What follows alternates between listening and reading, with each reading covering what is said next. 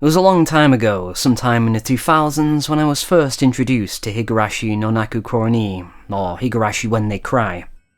I mentioned in one of my previous videos that I discovered it through the anime when it was uploaded onto YouTube. The episodes were, rather inconveniently, split into 3 separate videos because of the 10-minute upload limit that existed on the site back then.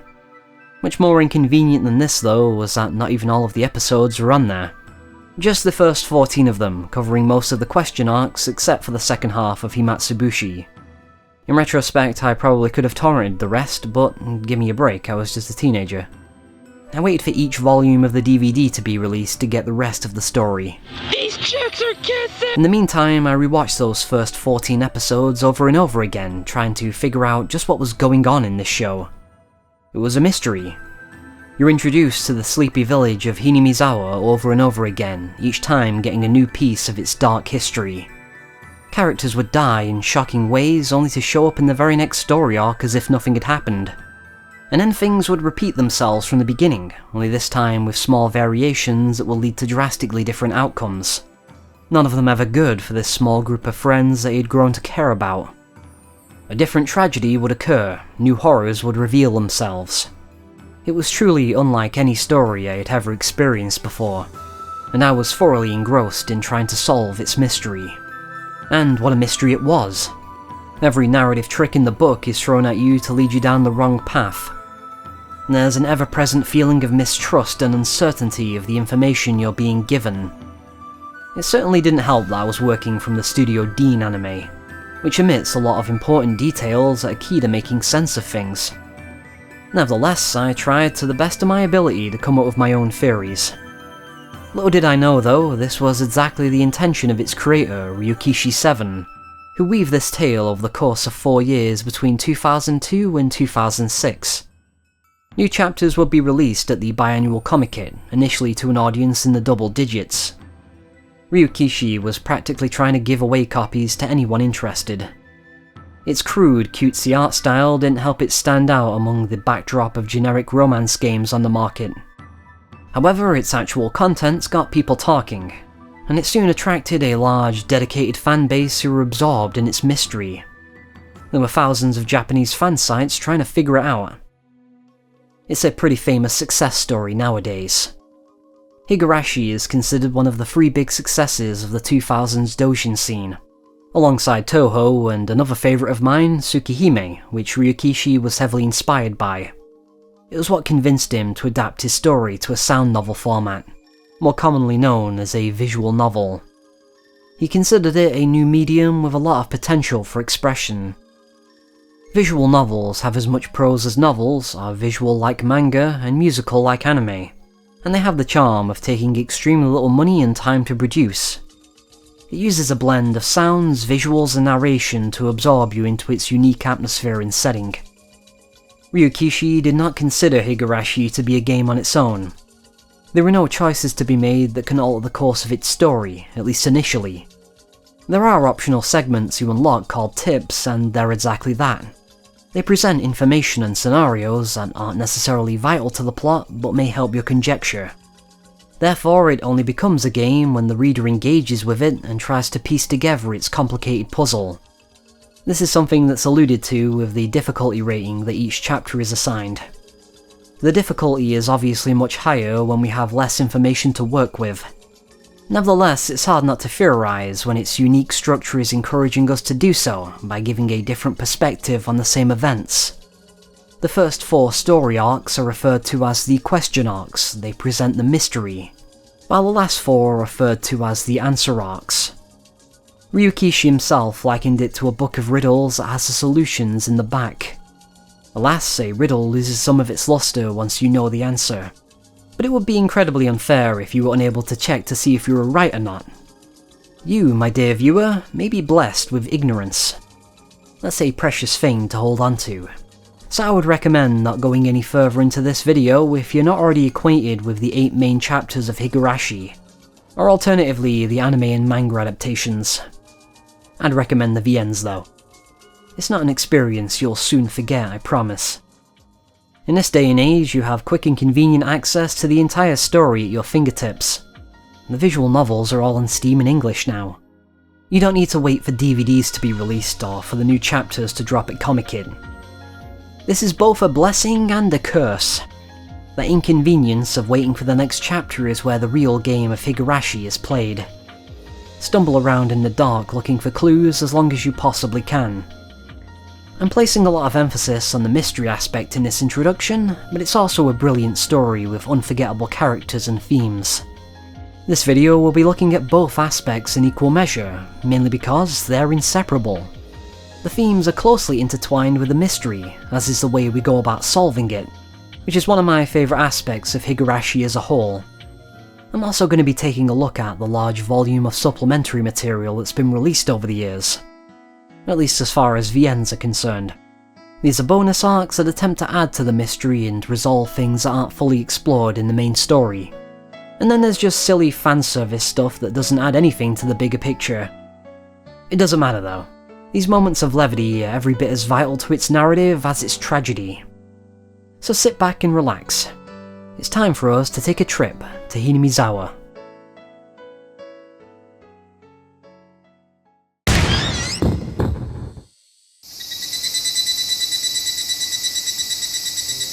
Onikakushi is the introduction arc of all of Higurashi.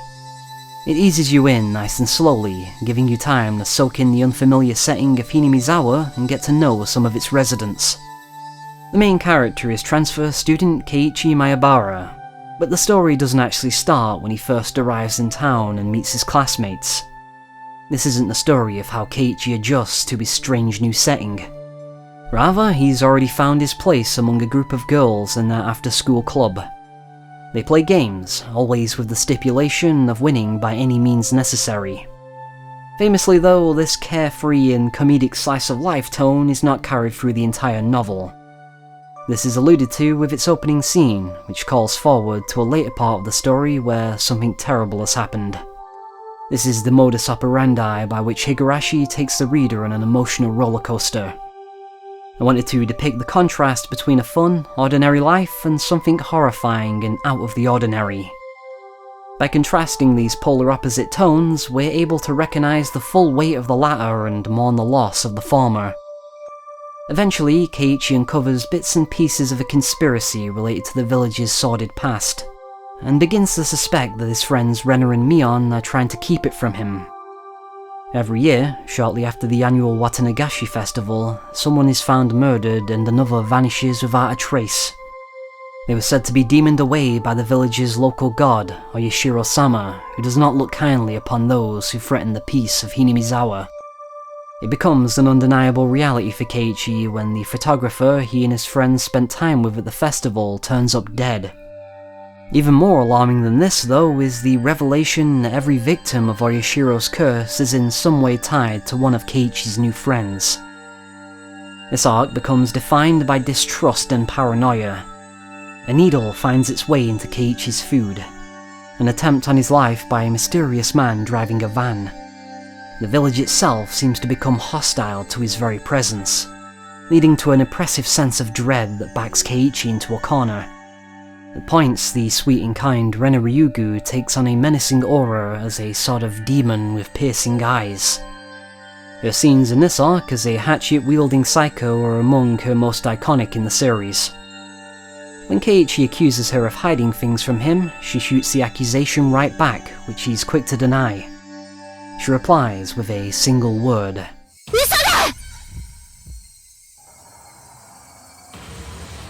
Every rendition of this part is designed to startle you. The audio in the voiced version near enough blows your speakers out. The manga version feels like the visual equivalent to that. This arc is deceptively simple at first glance. You could be forgiven for taking everything that happens in it at face value. Keiichi discovers the town's deep dark secrets, becomes unable to trust anyone, and is ultimately silenced for it. In a vacuum, it's rather Lovecraftian. It's a mystery that's simply too much for one person to ever hope to understand, let alone solve and overcome. Even Keiichi's only ally, a detective named Oishi, is powerless to help him in the end. There's a moment towards the end of this arc that perfectly encapsulates this, when it dawns on Keiichi that he's been taking all the same actions as the boy who vanished the previous year. there's a sinking feeling of the inevitable. Whatever he's up against, it's not something that he can protect himself from with a baseball bat. Keiichi's fate is sealed. At the end, all that we're left with are his final words. Whoever reads this, please find the truth. This is Keiichi's final plea, of course, but it also doubles as a message from Ryukishi directed at us, the reader. He wants us to think about the events of the story and try and solve the mystery using the available hints. You certainly won't be able to figure it out from this arc alone, but this same message is echoed multiple times, almost as if it's encouraging us not to give up. It's like a classic ghost story or urban legend. It may be difficult to refute a supernatural explanation, but it's not impossible if you're creative enough.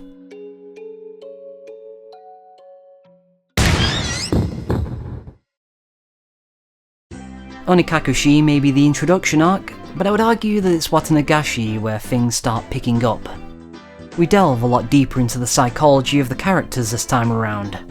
The more sinister elements of the plot don't even start to present themselves until the second half when we get to the Watanagashi festival. Before that though, this is a bit of a slow burn where those slice-of-life moments seamlessly blend into the actual plot, which mainly revolves around Keiichi's relationship with Mion and a new character, her twin sister Shion, who works as a waitress at Angel Mort. She's much more feminine than the tomboyish older sister. And coincidentally, she only shows up after Keiichi hurts Mion's feelings by saying he doesn't see her as a girl. Yes, this is her way of donning an alternate persona so she can show a different side of herself to him. Keiichi immediately sees through this ruse, but is a good enough sport to play along and pick up the message she's trying to send him. She isn't some haughty, confident leader who's above receiving a doll from the boy she's into. Not that he's able to figure out that last part, mind you. As it turns out though, Shion Sonozaki does indeed exist. Only she's not the character we've been interacting with for a good chunk of this arc. It's a sort of double plot twist in a way, and how much of it fools you will depend on how familiar you are with Higurashi beforehand. If you go in already knowing that Mion has a twin sister, you'll probably take her initial introduction at face value. If you don't, then you'll probably be of the same mindset as Keiichi, who believes it's just Mion putting on an act, which it is. It's more obvious on repeated playthroughs when you become familiar with the actual Shion Sonozaki, who would never act this bashful while wearing the Angel Mort uniform, among other inconsistencies that don't gel with her character. First time around, you obviously wouldn't catch any of this though, leading many to be a bit confused about when we actually meet the real Shion Sonozaki. It's not helped by the fact that the 2006 anime speeds through much of this part of the story in one episode and makes things less obvious. For reference, Shion's first actual appearance in all of Higurashi is this scene here, where she speaks to Keiichi over the phone to make a date. It's all a devious ploy to force Mion into just confessing to Keiichi instead of using her identity to get closer to him. So this is Shion pretending to be Mion pretending to be Shion. Technically it's also Mion pretending to be Shion pretending to be Mion pretending to be Shion, but oh god, let's not go there just yet. As for why Mion has to use her sister's identity to do this, that's rather interesting, but we won't be getting into that just yet either. For now, it's worth keeping in mind this confusing game of switcheroo, because it's both a red herring and a clue to solving this arc's mystery. Keiichi and Shion sneak into the ritual storehouse with Tomitake and Takano, and just like last time, Tomitake ends up with his throat clawed out and Takano is murdered, leading Keiichi to believe that the same thing will happen to them. He desperately seeks help from Shion, only to discover that the person over the phone may not be who they say they are. After the disappearance of Sadako and Rika, all signs point to the killer being Mion Sonozaki. She confesses to Keiichi that everything she did was because of a demon that was able to take control of her. All it took was a single moment of weakness for her feelings to spiral into an uncontrollable monster. It was a single moment where Keiichi was too insensitive to recognize that Mion wanted the doll. Or rather, he was unable to recognize her as anything other than a friend. Mion is not blameless though. She was unable to properly convey her feelings and look at things from his perspective. So what we have here is a fatal case of miscommunication.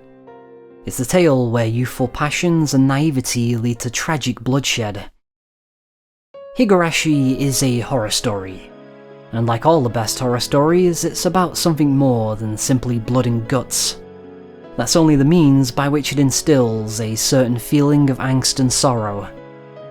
My favourite scene in this arc, on its surface, is something out of a slasher movie, but it conveys an emotion that's seldom found in that genre. It's the dreadful feeling of having your trust in someone betrayed.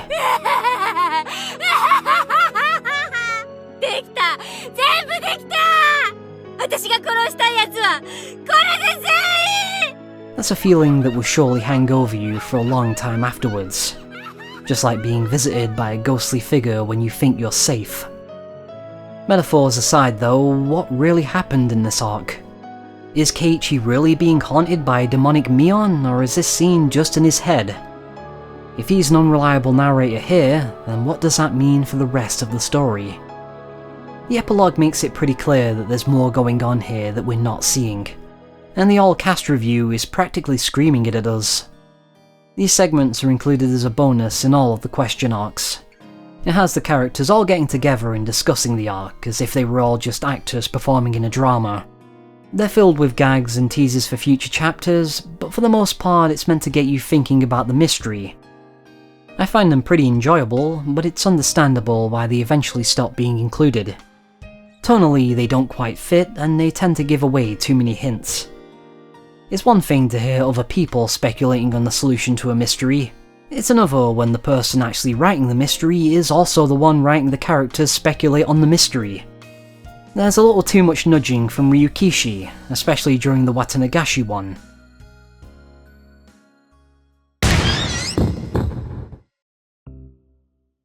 This arc, as Ryukishi writes in the beginning, is meant to flip our understanding upside down. Any theories you might have come up with really do get put to the test here. Its difficulty is merciless. Even after the answer arcs, you still might have some trouble making sense of it. Tatarigoroshi at its core is an exploration of what it takes to push a rational person to commit premeditated murder. What reasoning and thought processes would they have to go through? What could drive someone into such a corner where this is the most logical solution? For Keiichi, this is the point of no return from which his happy, carefree life can never be reclaimed. But that's only if he's caught, right?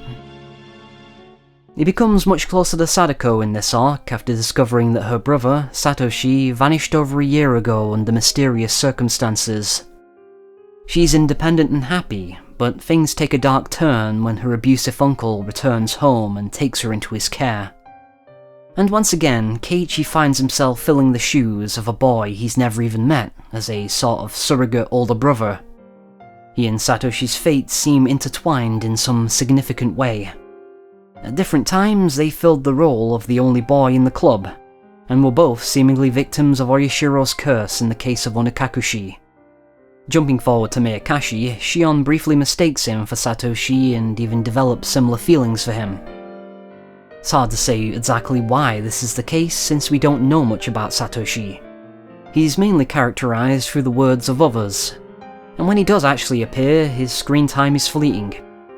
Nevertheless, this is a pretty big indication that he and Keiichi fulfill a similar archetype, which becomes quite important to this arc.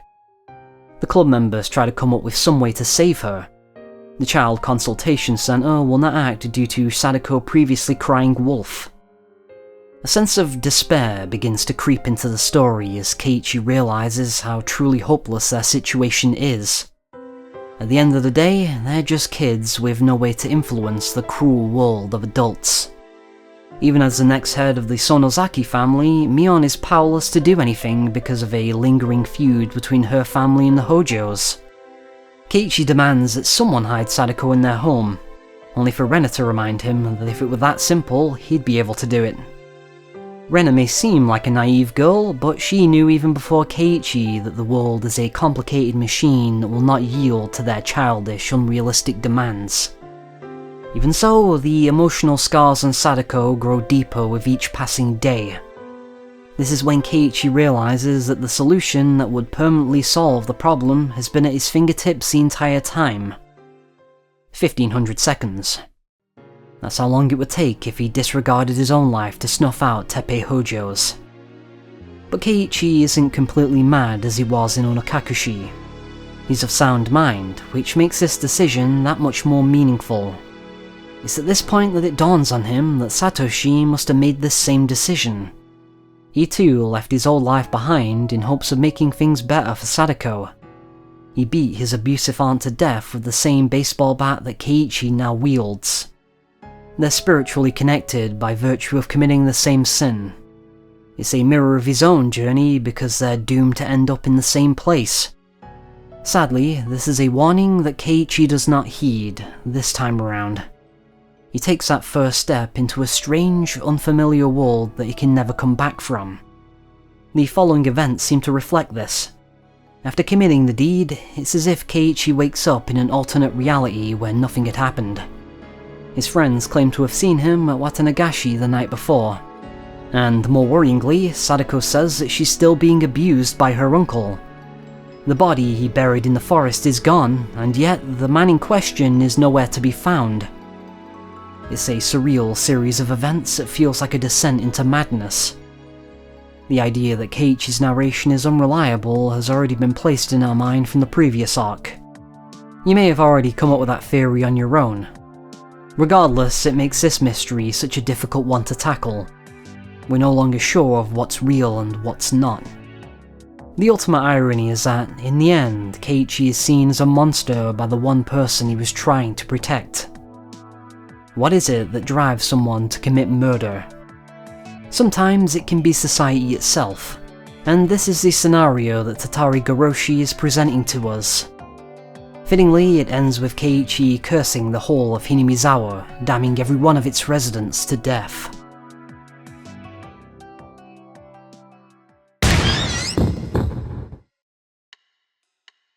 Himatsubushi is an arc that wasn't originally meant to be here. There's no mention of it in Tatarigoroshi's afterparty, which instead teases Meakashi as the next chapter. Instead, it's something of a side story that doesn't feature the main cast at all besides Rika and a small Mion cameo. It's a prequel taking place before the mysterious deaths of Oyashiro's curse. It chronicles the kidnapping of the Minister of Construction's grandson in 1978, an event that's briefly mentioned in some of the other arcs. It's the first chapter to feature a different protagonist with Mamoru Akasaka, a young and inexperienced cop. He's sent to Hinamizawa undercover to investigate the anti-dam protesters' possible involvement in the kidnapping. It gives us a bit more of an adult perspective on things this time around. More of a police thriller kind of vibe, especially in the later half when we see Akasaka and Oishi move in to apprehend the perpetrators. This is some foreshadowing for the later console arcs which lean heavily into this side of things. Furthermore, we get to see a very different side of Rika that only seems to further complicate our interpretation of her. At times, she's an innocent girl who acts her age, while at others, she becomes a sinister prophet who foretells of doom. She correctly predicts all of the victims of Oyashiro's curse up until her own death in 1983. She also predicted the death of Akasaka's wife and urged him to head back to Tokyo before it was too late. He doesn't listen, so all Rika can do is sever all the phones in the area so that he can't find out about it. This is something that seems sinister in the moment, but in hindsight, it was merely an act of kindness. Perhaps more of her actions can be recontextualized in this light. The same disaster that wiped out the entire village in the last arc happens here too, letting us know that it's not just a one-time thing. Only after the fact does Akasaka look back and realise that she was asking for his help, and he failed her. The supernatural becomes undeniable at this point, at least in regards to Rika Furude. This is a story that seems somewhat unnecessary at first glance, but it's laying the foundations for the answer arcs. The kidnapping case here is highly suspicious and hints at political intrigues that go a bit beyond the small village. What is the true nature of Rika's predictions? Is she psychic? Is she truly a messenger of Oyashiro? If so, then who is the culprit behind all of these murders? And what are their motivations? If you're somehow able to figure this out before the answer arcs, then gold star for you.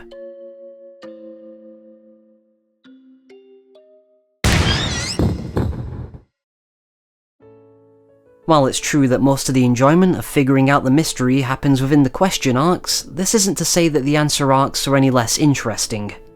On the contrary, this is where some of Higurashi's best storytelling is contained. Meakashi is my personal favourite arc of the entire series. It's the one that stayed with me the most over the years, and the one I think back to a lot. And not just because it features some of the most brutal and heartbreaking scenes in the entirety of Higurashi. By this point, Higurashi had a dedicated fanbase that was eagerly awaiting new chapters, so Ryukishi was able to recruit more talent to work on the novels. The question arcs use stock music, but the answer arcs have original tracks made specifically for it. Most notably, Daiwood composed the track You, which becomes one of the central leitmotifs of the soundtrack. This one follows the rebellious Shion Sonozaki just after she escapes from her boarding school and goes into hiding from her family. She uses Mion's identity to get a part-time job and just loaf around for a while, which is how she ends up meeting Satoshi, now appearing in the flesh for the first time. She very quickly falls in love with him and starts to grow resentment towards his little sister Sadako, who she believes is a burden to him and is stopping him from being happy. According to Rena, it's possible he feels the same way at times, but nevertheless he always puts Sadako before himself as a dutiful older brother. The emotions here are all very real and raw. Nobody is really in the wrong for feeling the way they do. But as is frequently the case in Higurashi, these feelings begin to fester and sow the seeds for tragedy. Or, in the case of this arc, the awakening of a demon. Shion takes out her anger on Sadako by giving her a beating and blaming her for not being strong enough to stand on her own. It's because of her that Satoshi would be driven to murder their aunt on the night of the Watanagashi festival. Shion is forced to reveal her true identity to the police to give him an alibi, which leads to her being punished by her family for not just skipping school, but fraternizing and having feelings for a Hojo at the same time. When discussing Higurashi, there's a few scenes that tend to get brought up quite often. This scene, where Shion has to tear off 3 of her fingernails to atone for her crimes, is definitely among them. Even in text form, it's absolutely brutal to get through. Ryukishi is great at writing spine-tingling horror that works not necessarily because of the content, but because of our attachment to the characters. There is no violence in Higurashi that doesn't carry some narrative significance. After seeing this, it's hard not to sympathize with Shion and feel some of the same frustration that would later fuel her actions. Once again, we see more of that complicated relationship between Mion and Shion. Their deep affection for each other has been clouded by years of playing these roles that have been assigned to them. Mion must be the cold, responsible successor to the Sonozaki family, while Shion is to be an unwanted miscreant. The Sonozakis in general are quite fond of this practice of putting on false personas for the sake of deceiving others, which becomes a major piece of the puzzle to solving the mystery. Satoshi goes missing shortly afterwards, leading Shion to believe that her family had something to do with it. The chapters up till now have been stories of 2 halves, and this one is no different. This isn't just a prequel arc that's meant to give us insight into Shion and Satoshi's backstory. Its true nature is revealed during the second half when the calendar catches back up to June of 1983. There should be a sense of déjà vu at this point. From here on, the plot is identical to the Watanagashi arc, only told and recontextualized from Shion's perspective. It's revealed that Shion was hearing unexplained banging when they snuck into the storehouse that night. It also wasn't a spur-of-the-moment thing like we're initially led to believe. Shion's main motivation is to discover the truth behind what happened to Satoshi, a desire that was reignited when she hears about Mion's frustration over not receiving that doll from Keiichi. Her thought process here seems to be tinged with jealousy. Well, at least the boy you love is still alive, something along those lines. It's these kinds of dark yet deeply human flaws that make Shion my favourite character in the whole of Higurashi. Perhaps it's because she's lacking the same kind of responsibilities that gave Mion a stable foundation to fall back onto. She is, by her own admission, the much more selfish one of the two. She's a free spirit driven more by her own personal desires. And we can see that here with how her mind immediately goes to what she wanted, Satoshi. What adds even more salt into the wound, though, is her lingering suspicion that Mion might have had something to do with his disappearance in the first place. It awakens a demon within her that she blames for everything that is to follow. She knocks out Mion and throws her into a prison cell in the underground storehouse. She inadvertently murders her grandmother with a stun gun, and then she tortures the head of the Kimiyoshis for information. In other words, she was the true culprit of the Watanagashi arc all along. Her journey is a descent into hatred, revenge, and madness. そしてあなたはその蔓延でいぶされた汚れた思考に汚染された迷信盲信。許せない。お前のような存在が許せない。お前のような奴がサトシ君たち一家を追い詰めてあんなにもすり減らして。サトシ君がかわいそう。本当にかわいそう。彼が何をしたの？何もしてない。何もやってない。ただ北条であっただけ。それにどんな罪がバスがタタリが呪いがどうして降りかからねばならなかったのか。一体サトシ君に何の罪があったというのか。The 2006 anime leaves out some key plot points from this arc, but one thing it does do really well is Shion's facial expressions. What we lose in lengthy inner monologues that properly explain her feelings, we make up for in really twisted, scary faces that sell just how far gone she is. This culminates in yet another heartbreaking scene involving Satoko. Shion abducts her too and then proceeds to torture and kill her, forgetting until the very last moment that Satoshi's final wish was that she look after her. Any pretense that she's doing this to avenge Satoshi is now completely gone out the window.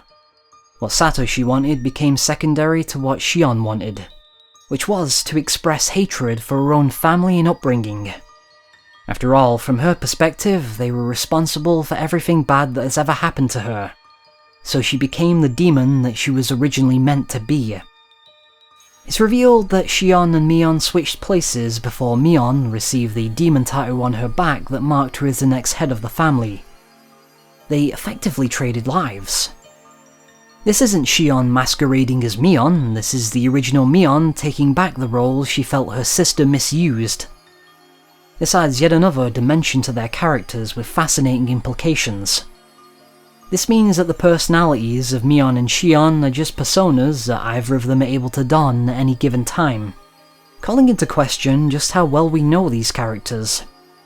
It's heavily implied that their true personalities may be identical in many ways, and just like the different clothes they wear, may only exist so that other people can distinguish them. Shion is expected to act one way and Mion is expected to act another.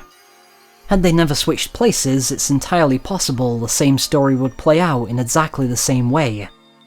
Even the undeniable differences in their worldviews could be said to be the result of their contrasting upbringings. But now we're getting into the debate of nature versus nurture. The demon within the Sonozaki family is a reference to the belief that they descend from demons and therefore carry it within their bloodline.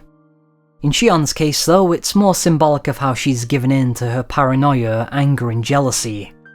She's no longer a human who's chained by morality and the fear of repercussions. The demon becomes a convenient excuse for Shion to shift blame from herself onto some malignant entity controlling her actions. She has to do this because otherwise everything becomes her fault. She would have to admit that her entire journey of revenge has been in service of self-gratification. Almost to convince herself that this isn't the case, she continues to commit one depraved act after another, becoming so irredeemably evil that there's no way it could have been her fault. I should give special mention to Shion and Mion's wonderful voice actress, Satsuki Yukino. She's able to give the twins their own distinct voices and inflections. Mion having a bit of a deeper voice that can be both affable and authoritative when it needs to be, and Shion having a more girlish playfulness that can either be quite vulnerable or malicious. It gives these characters an extra layer that you miss out on if you play the VNs without voice acting. A lot of scenes in Meakashi is just Satsuki Yukino talking to herself, and you absolutely believe that this is two different people. This woman also has the best crazy laugh in the biz. We never really know if Satoshi reciprocates Shion's feelings or not, which is one of the more understated, sad parts of her story. Considering how much of their time together is spent with him thinking she's Mion, it does have all the makings of a tragic, unrequited love. I suppose we arrive back at the question of what drives someone to murder. For Keiichi back in Tatarigoroshi, his motives were very understandable, and I doubt many would condemn him for what he did. Your reaction to the murders committed within Meakashi, though, may vary wildly. As Ryukishi writes in the staff room, it's more about how far someone's sympathy for a killer can go. It's hard to condemn Shion entirely after we become intimately familiar with her reasoning, even if it's undeniable that she made many mistakes. But therein lies one of the most important lessons to take away from this arc that Shion herself, even in death, is able to realize. Only by acknowledging our sins can we seek atonement for them.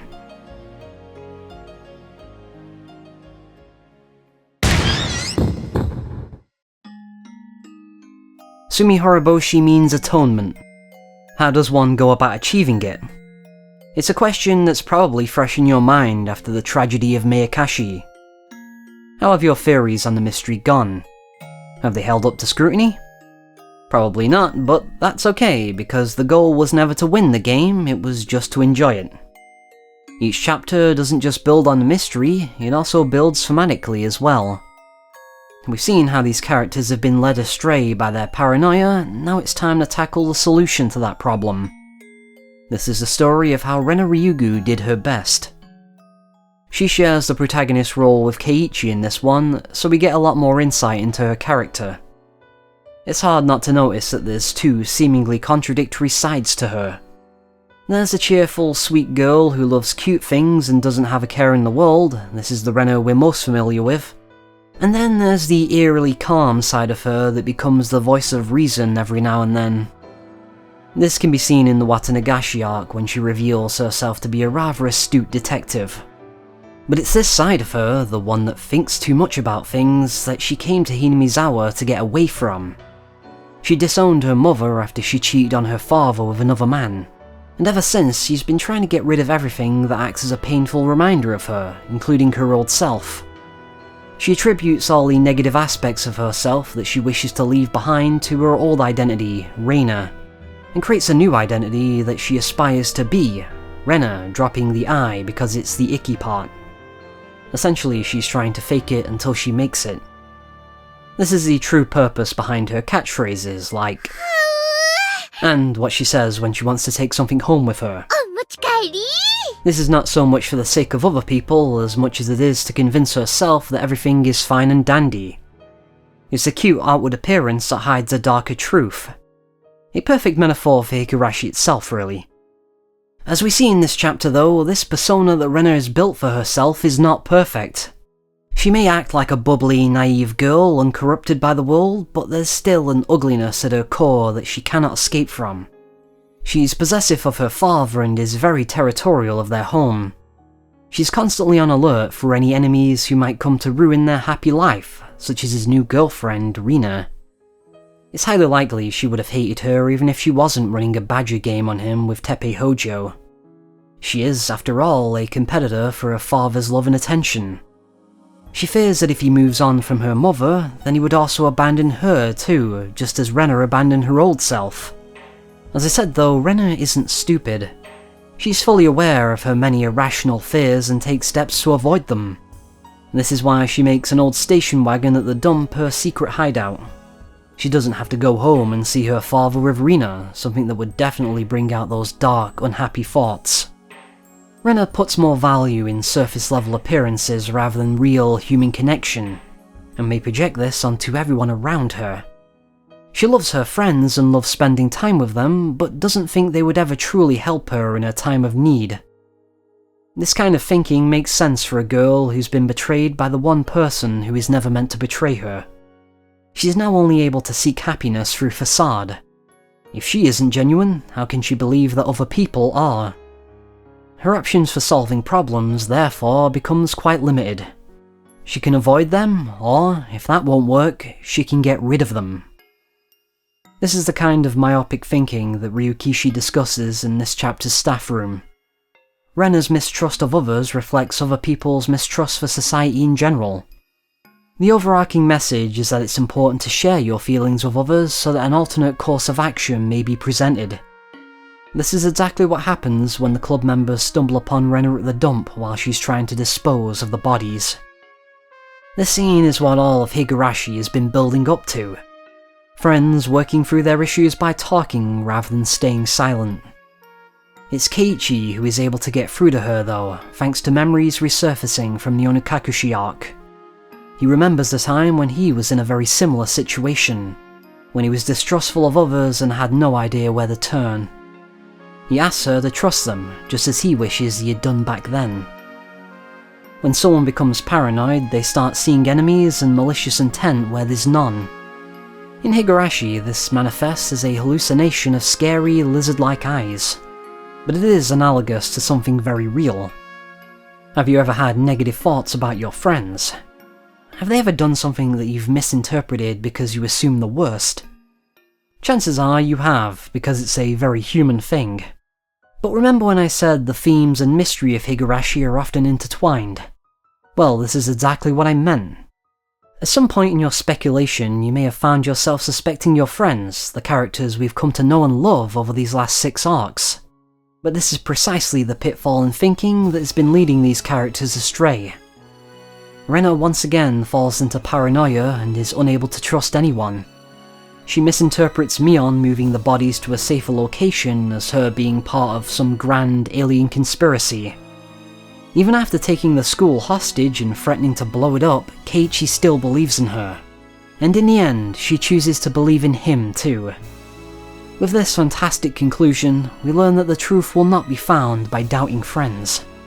And for the first time, the club members are able to protect their bonds to the very end. Sadly though, as we find out in the final tip, the entire village still ended up perishing shortly afterwards. The crazy theories introduced in this one about aliens and parasites aren't too far from the truth, even if they are off the mark by a bit. There's still a massive conspiracy at work that is beyond their control. It's something that will be expanded upon going into the final. For now though, the club members will no longer be pointing fingers at each other. It's their first and perhaps most important victory. Consult your friends. Ryukishi 7 really did write a story this long just to tell us this simple thing.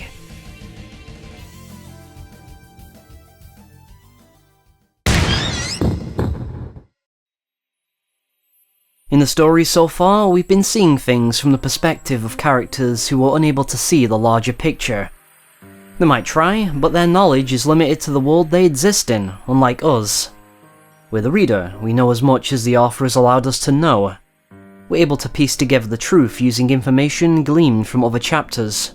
And this is how we're meant to go about solving some of the more confusing parts of the mystery. The important ones are made explicitly clear, but there are some that aren't. Like much of the second half of Tatarigoroshi. Why was Teppei's body missing when Keiichi dug it up? Well, a similar event takes place in Tsumihoroboshi, so the same logic can be applied. It was Mion, as she was the one who noticed that Keiichi was following in Satoshi's footsteps. Similarly, events in Minagoroshi explain why Sadako thought Teppei was still alive in that arc. It's a very unique way of writing a mystery that keeps you thinking even on repeated playthroughs. We have the benefit of seeing the patterns and rules across these many chapters, or as I should say, worlds. But we're not the only ones. There's a couple other characters who share a similar perspective to the reader. One of them could be considered the secret protagonist of the entire story, Rika Furude. She's been stuck in a time loop for over 100 years, watching different variations of the same tragedy befall her friends each and every time. This idea of different routes of a visual novel all existing within a multiverse of sorts that the characters are aware of is a bit of a cliché at this point. It was a big trend in the golden age of visual novels that was the 2000s. At the time, I'd never seen anything like it though, so it blew my mind. It could even be argued that this was the genre deconstructing itself, something that DDLC tends to get the credit for nowadays. Regardless, there's a lot to say about Rika as a character. Like Rena, there's a duality to her that leaves some room for interpretation. At one point, Rika was just an innocent little girl, but her time spent repeating the same events for over 100 years have given birth to a new personality, which she would later dub Frederica Berncastel. She speaks with a much deeper, mature voice, devoid of her usual cute catchphrases. She is extremely cynical and fatalistic, and had already given up on ever having a happy future by the time we meet her in Onikakushi. Because of this, she now identifies less and less with that original version of herself, and it's even implied that this alter ego exists as a separate entity altogether. A godlike existence born from the sea of fragments who travels through worlds to amuse herself. This is actually something we see in the secret ending of Matsuribayashi. Nonetheless, she still continues to act the part of the old Rika around her friends. She's been through so much heartache and disappointment though that the only way she's been able to continue on is to give up on hope entirely. She's resigned herself to living endlessly in this small window of time until her inevitable death after the Watanagashi festival. That is, until Keiichi's miraculous actions in Tsumihoroboshi showed her a path forward. Keiichi is not that important in the grand scheme of things. He's just some transfer student who ends up joining the club. However, he comes to represent something more than this after learning from his mistakes in the previous worlds. He becomes the symbol of unwavering youthful determination, an effective mix of boldness and belief in the human spirit that is able to inspire others to follow suit. If he was this way from the beginning, he might have been considered a Gary Stu, but considering we've bore witness to the many mistakes that led him to this point, it feels well earned. His outlook is the antithesis of Rika's. He refuses to surrender to fate. If only undesirable options are presented to him, he'll create a new one. This is the key to solving the problem in both Tatarigoroshi and its answer arc Minagoroshi. Rika's hopes are once again dashed when the absolute worst scenario occurs. Teppei Hojo returns to Hinamizawa and starts abusing Sadako again. Never have they been able to resolve this problem without resorting to murder in the many fragments. It's almost as if it's a game rigged against them. Nobody believes Sadako because she's lied before. She won't seek help because she believes that she must endure her uncle's abuse if she's ever to see her brother again. Even after Keiichi rallies the entire class to make their case to the Child Consultation Center, they refuse to do anything. New enemies present themselves that aren't easy to identify and overcome. The stubborn backroom politics of institutions, and the deeply normalized discrimination against the Hojos. It becomes a battle of generations as tradition and modernity clash in the realm of bureaucracy. It's an overly complicated system that frustrates and disappoints more often than not, but you've got to work within it lest you find yourself as Keiichi at the end of Tatarigoroshi, cursing society and finding yourself at a dead end. It's easy to condemn murder. What's harder is giving an alternate solution that doesn't involve violence, and that's exactly what this chapter is trying to give us. Work with your community, work with your friends. Trust other people. Never give in to despair and never resign yourself to the terrifying spectre of fate. It's only through this that Sadako is finally convinced to accept help from others. Her friends, the Sonozakis, the Child Consultation Center, the police, they all finally come together to bring about what Rika thought was impossible. It's a very humanist message that likely stems from Ryukishi's time as a social worker while he worked on these games. At the very least, it gives his depictions of these institutions an extra layer of authenticity. The writing has truly matured from where we started with kids going crazy and killing each other, right? Actually, you might have noticed that the horror elements have almost completely vanished from the story at this point, which is only natural after so many of its mysteries have been elucidated. It's hard to make things very scary after the dreaded Oyashiro-sama has been revealed to be a silly ow-ow girl who loves cream puffs. Hanyu is an incredibly popular member of the cast considering she only appears in the last couple chapters. She was once the proud, dignified figure that the Oyashiro legend tells of, but a millennium alone has rendered her a weak and feeble little girl, much like Rika herself. Her silly, comical presence isn't just to subvert your expectations, it also conveys this important aspect of her character. The legends and traditions of old no longer have the power they once did in the present day. What place do they have within Minagoroshi's central conflict, which mainly deals with finding solutions in a modern civilization? Well, not a whole lot if Hanyu's status as a passive observer is anything to go by. She's a sort of ghost that can only communicate with her descendant, Rika Furude. Otherwise, she's unable to interact with the real world in any meaningful way, something that she's deeply apologetic about. She follows around people suffering from the terminal stages of Hinamizawa syndrome while saying "I'm sorry" over and over again. Hinamizawa syndrome is revealed to be the cause of much of the character's paranoia and homicidal actions in the previous chapters. It's described as some sort of parasitic infection that all of the residents of Hinamizawa have, even Keiichi. It's mostly benign, but if someone's under extreme stress, it can exacerbate their negative thoughts and in its final stage cause someone to scratch out their own throat. This plot device could have been done incredibly poorly. It might have even ruined the entire story in the hands of a lesser writer. But what I think makes it work is that Hinamizawa syndrome never makes anyone act out of character. Well, besides the whole murdering part. What I mean though is that their actions always feel like a natural and believable progression. They don't suddenly turn into psychos, there's a long and detailed thought process that brings them to that point. Even if you removed it from the plot entirely, it would still make sense. It's instead used as that final push over the edge that turns someone into a killer. I've always seen it as a metaphor for this, rather than a bit of writing convenience. Anyway, once they reach the final stages of Hinamizawa syndrome, they're able to sense Hanyu a bit. This may explain the mysterious set of footsteps that they often attribute to a malicious entity following them around. It's unclear if Hanyu realizes that her words of apology are causing more harm than good. It wouldn't be entirely out of character though, because she is a bit of an idiot, something that Rika frequently teases her for. A well-intentioned idiot, but an idiot nonetheless. Hanyu is able to reverse time, but their repeated failure to change anything has given her a pessimistic and defeatist outlook on their predicament, more so than even Rika herself, who chooses to believe one final time. The ending of this arc is absolutely heartbreaking though. We finally figure out that it was Mio Takano who was the true culprit behind Rika's death and the great Hinamizawa disaster.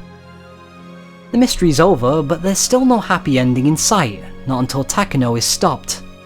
But what can a bunch of kids do against a grand conspiracy and a heavily armed paramilitary force? Believe it or not, even this last puzzle is solvable using clues from the previous chapters. In any case, it will take a miracle, and this time, Hanyu is willing to believe.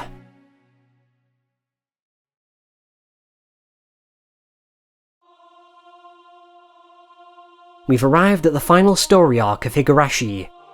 It's not the only ending, as we'll get to later, but it is pretty much the canonical one. It's the one all of the adaptations follow, after all. It's a lengthy epic that begins in a rather unconventional way. We don't immediately jump right back into Rika's story, we instead see the story of Mio Takano. Mio Takano, in retrospect, is both an obvious culprit and a not-so-obvious one. In many of the arcs, she just seems to be a friendly, if sardonic, unassuming nurse. However, if you are paying close attention, there's a recognisable pattern to her appearances. She's always the one who pushes the characters down the wrong path. She gets Shion thinking that Satoshi's disappearance may have been the work of the Sonozakis in Meakashi. She gives Rena the scrapbook in Tsumihoroboshi that convinced her of an alien conspiracy. She's a malicious figure that sows chaos wherever she goes. But she's a lot more than just a simple psychopath, as the first half of Matsuribayashi is dedicated to exploring. Quite simply, she was dealt a bad lot in life. Her parents died at a young age, and she was forced to endure the terrors of an abusive, prison-like orphanage. This is a hell that she would have remained in if not for a miracle. A coin in a phone booth that allowed her to be rescued by Hifumi Takano, her father's former professor. He's someone who dedicated his life's work to researching Hinamizawa syndrome and its effects on human behaviour. Ultimately though, it's dismissed as pseudoscience, and is sabotaged by those who find its implications far too dangerous to be seriously entertained, both philosophically and politically. A soldier from Hinamizawa may have fired the shot that started the Sino-Japanese War in a moment of insanity. People in high places would rather this not be the case, regardless of whether it's true or not. This is also offered as a reason why his research was discarded. This part of Matsuribayashi is heavy on details like these. Its politically charged nature is unlike anything else in the series. Ryukishi pretty much breaks the fourth wall a couple times to tell the reader that they should be taking an interest in Japan's politics before it takes an interest in them. It goes back to what we discussed in the Minagoroshi chapter though, and even some of the chapters before that with the dam war that the people of Hinamizawa waged against the government. You may have thought that the villain of this story was ghosts or demons or something of that sort, but no such thing exists in real life. The real phantoms are the hidden agendas driving personal or ideological gain. In Higurashi's case, there's still a lingering spectre of World War II militarism in high and influential places. It seeks to weaponize Hinamizawa syndrome for God knows what end. All of this is very far removed from what the club members have been desperately trying to protect. Their carefree, happy days. This is one of the most recurrent themes in Higurashi, the unfair corruption of innocence. We always start with fun, slice of life times before cold, harsh reality rears its ugly head to end it forever. This chapter flips that on its head by starting with the latter. In contrast, Miyoko Tanishi never got to enjoy her happy childhood before it was tragically taken from her. She curses the heavens for levying such a cruel and unfair fate upon her, and begs for God to either return her happiness or end her life here and now. In the voiced console version of this scene, Hanyu's voice is heard, implying that it was she who granted her wish and led her to Hifumi Takano via the coin in the phone booth. If there was any doubt, their meeting at the shrine makes it explicitly clear. It's almost like they were fated to be enemies, because Takano's happiness, what she would later try to accomplish, would put them in direct opposition. Mio is told by Hifumi Takano that it was not Christ's physical body that was resurrected, but his immortal teachings. In the same vein, Mio works diligently to make the same true for Hifumi's research on Hinamizawa syndrome, which necessitates that she supplant the old god of Hinamizawa, Oyashiro. She seeks to taint the legend of Oyashiro with her own legacy by resurrecting his curse. By becoming Oyashiro, both she and Hifumi would become immortalized as gods. To bring this about would require something huge. A strong determination and will that can overturn fate itself. Fate in this case representing society as a whole, a realm that is usually beyond the purview of the individual. It would take a Herculean effort equal to challenging a god to bring about a change here. But Mio Takano is gonna do it, because she long ago came to the same conclusion our heroes did, thanks to a worldview she inherited from Hifumi Takano. When his research is discarded, he says the same thing that Keiichi does at the end of Minagoroshi. They just didn't work hard enough. If only their will was stronger, they would have succeeded. Mio is driven by an unwavering bond, just as the club members are, and she even refers to fate in the same way as Rika does, as a die that she needs to roll all sixes to succeed. These parallels serve to remind us that Mio Takano is, in many ways, just like them. She's someone with strong, unyielding beliefs. She may end up losing her way later on, but she's still someone worthy of the same sympathy and understanding as the others. It's often said that everyone is the hero of their own story, and this is precisely why they've been unable to stop her. Her will to bring about her desired future is stronger than Rika's, who until now has only been putting up a half-hearted fight. She has, in effect, become the fate that Rika is trying to overcome. She's become the embodiment of that harsh reality that is absolutely determined to take away her happy days. Hanyu, in her godly arrogance, failed to realize this for the longest time. She underestimated human perseverance until Rika and the others showed her how potent it can be. I suspect this is the reason why Hanyu was never able to figure out that Takano was the culprit in all her time spent looping through the same summer. She considered their situation so preordained by fate that it was unavoidable, while never truly entertaining the idea that it was all the work of an individual's strong will. Hanyu and Mio Takano coming face to face at the shrine is an important event for both characters. For Mio, the significance is clear. She's declaring war on the god she's trying to supplant. But the fact that Hanyu even acknowledges this human's challenge is significant for her. She must humble herself and accept that the power of belief can overturn fate. With this, they're finally on equal footing, which allows Hanyu to be more than just a simple observer. She can actually join in on the fight against Takano along with everyone else. But this will not be easy. A long and difficult trial awaits not just the characters, but the reader as well. Takano herself gathered so many resources to make her outcome ironclad. Therefore, you must do the same by assembling all the fragments to create an ideal June 1983. This is the only part of the original sound novels where the player has to make decisions to progress the story. The fragments must be connected in a certain order to reveal the mystery in semi-chronological order.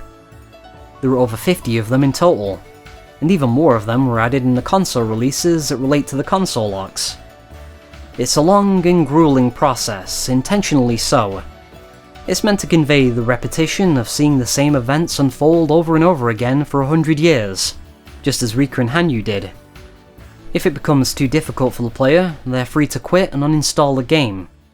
But this would mean accepting death, just as Rika did, limiting their possible worlds to those found in Onikakushi through to Minagoroshi. And yes, this is a fourth wall breaking moment that directly addresses the reader.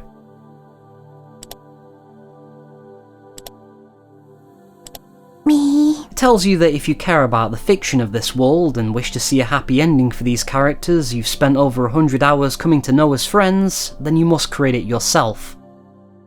This is what the story has been trying to do the entire time by urging us to solve the mystery. By engaging with it and coming up with our own theories based on its established rules, we've been weaving our own version of Hinamizawa. It's just like playing around with the fragments. It's only natural that the ending, which involves bringing all of the characters together to prevent tragedy, would also include the reader. They may not be able to influence the story, but they can still believe. There's a scene towards the end of Minagoroshi where Rena asks a certain someone if they truly believe that they could win. She's addressing Hanyu, but for a moment you do get the sense that she's talking to us, the reader, and I don't think that was unintentional. The connecting fragments section is also how the story reveals what really happened. All of the Oyashiro curse deaths, save for the first, were the work of Takano and the Mountain Dogs. It's possible to outsmart Takano yourself if you pay close attention to the details in other chapters. And indeed, some fans did catch on to this before the release of Matsuribayashi. As we find out at the end of Minagoroshi, the plan to wipe out all of Hinamizawa happens because of Emergency Manual 34. This is a contingency plan that goes into effect if Rika Furude, the Queen Carrier, dies.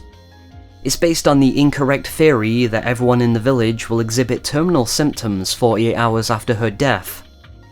We know it's incorrect because we've never seen it happen in the chapters where Rika is murdered, such as Watanagashi and Meakashi. In worlds where her body is never discovered, the village remains the same, so Emergency Manual 34 never goes into effect.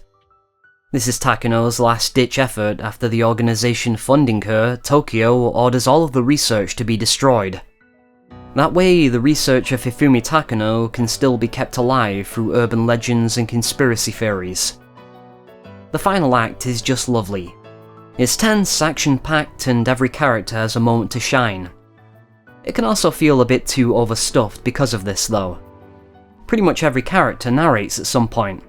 But considering this climatic moment is where everyone comes together, it feels appropriate.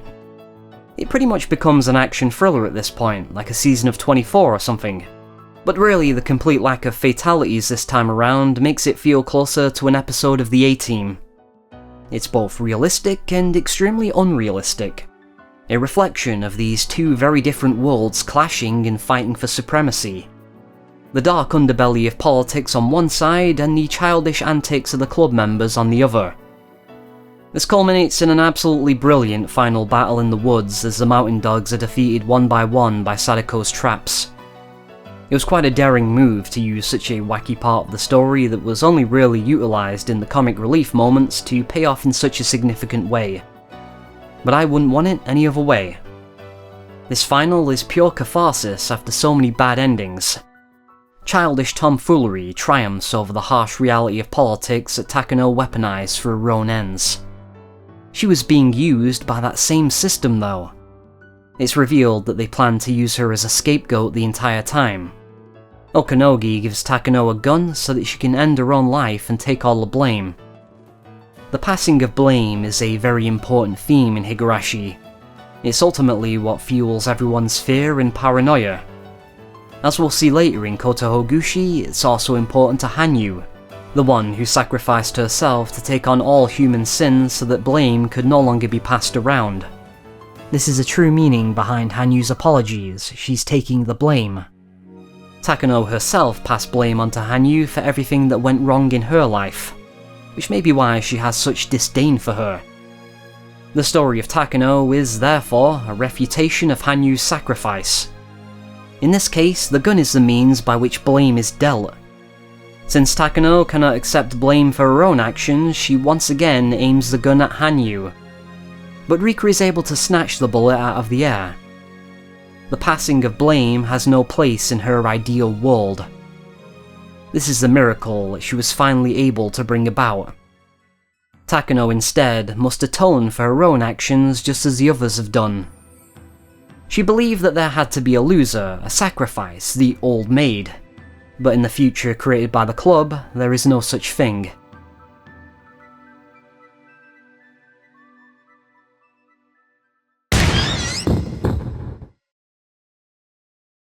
Saikoroshi is also known as the dice-killing arc.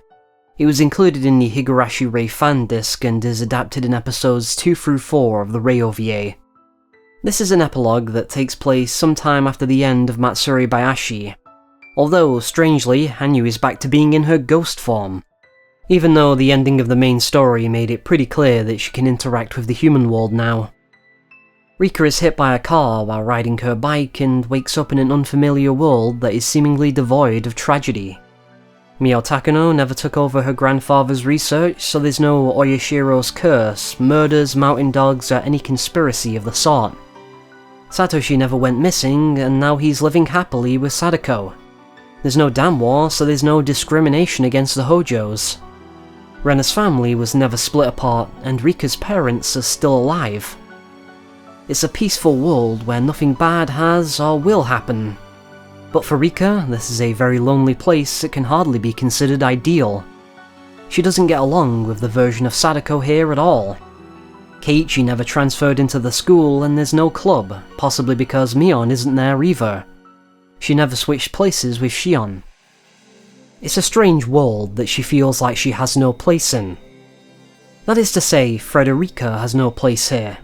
The 100-year-old witch who's traversed many worlds to find her ideal June 1983. She will do whatever it takes to get back. According to Hanyu, this can only be done by finding a fragment that has fallen into the human world. If it's in an object, it must simply be burned. But if it's in a person, well, Rika only has one option at that point, doesn't she? This doesn't matter a whole lot to someone who's already lived through so many worlds. She's given up on many of these worlds in the past, so she should be able to do the same now. But therein lies the philosophical dilemma that Saikoroshi seeks to explore.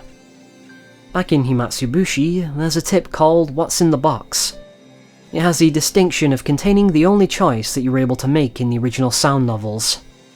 It presents a simple yet very interesting idea that Saikoroshi calls back to.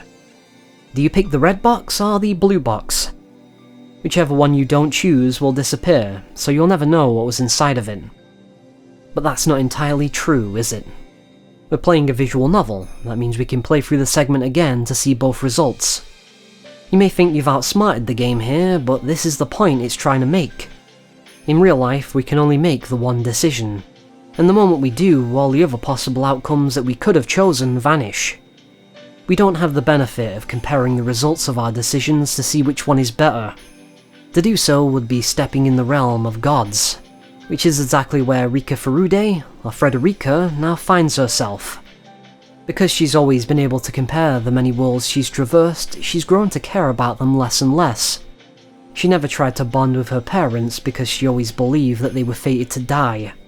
She justifies beating up the Sadako of this world because she's not the Sadako she knows. She views them as fake, inauthentic copies of the real thing. But what of the original Rika of this world that she replaced? To her, these are the only iterations of these people that she's ever known. Rika Furude never got to have her happy ending because this witch took her place. And now that same witch must make the decision to kill her mother, the one holding the fragment. She can selfishly forsake this world to return to her own, or continue to live on in a world where no one has committed any sins. This is Rika's final trial. It's a hard decision, but it will allow her to regain that humanity that she thought was lost long ago. It's thanks to this that she's finally able to see this world as something more than a cheap imitation. It isn't an incorrect world, it's just what could have been. It may not be her ideal world, but it has the potential to be. A new club gets started and Sadako and Rika may become friends again. She can become closer to her mother now that she doesn't see her as someone destined to die. We never come to know what Rika ultimately decided to do, because that was never the point of the dream. It was never Hanyu's intention to make her kill her mother, only to realise that it was a real decision with real consequences. It was her way of atoning for turning Rika into someone who made light of the world she lived in, just like she did. Now that she's learned to embrace the one life she's been given, there's no more need for Frederica Bernkastel. She can live on earnestly as just Rika Furude. This is a really good epilogue that deals with a lot of interesting moral dilemmas. To me, it transcends a simple fan disc to become the definitive end of the series. It's not the end of this video though, because there's still a lot of other stories for us to take a look at.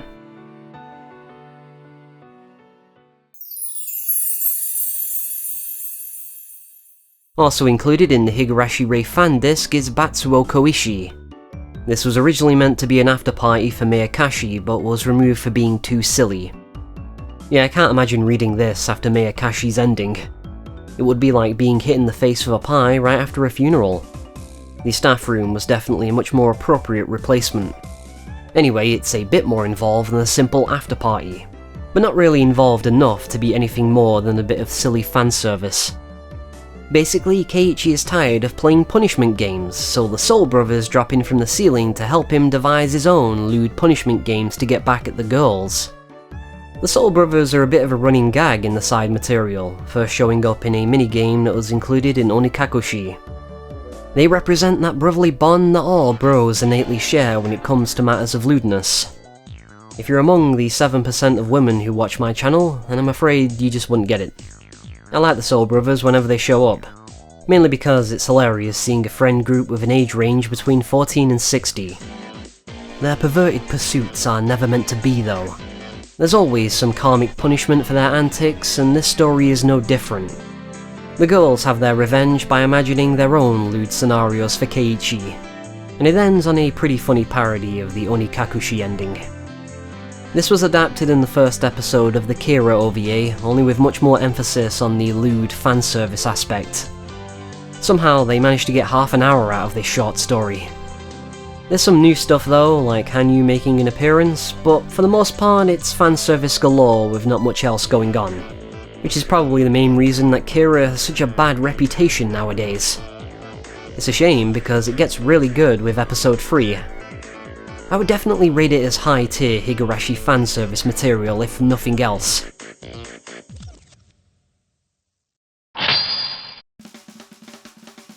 Hirukowashi is the visual novel adaptation of Higurashi Daybreak story. Higurashi Daybreak being a surprisingly fun doujinsoft arena fighter that lets you play as a good chunk of the cast. Ryukishi penned its story, but don't go in expecting anything other than silly fanservice nonsense. The story is about a pair of magical magatamas from the Furude shrine that go missing.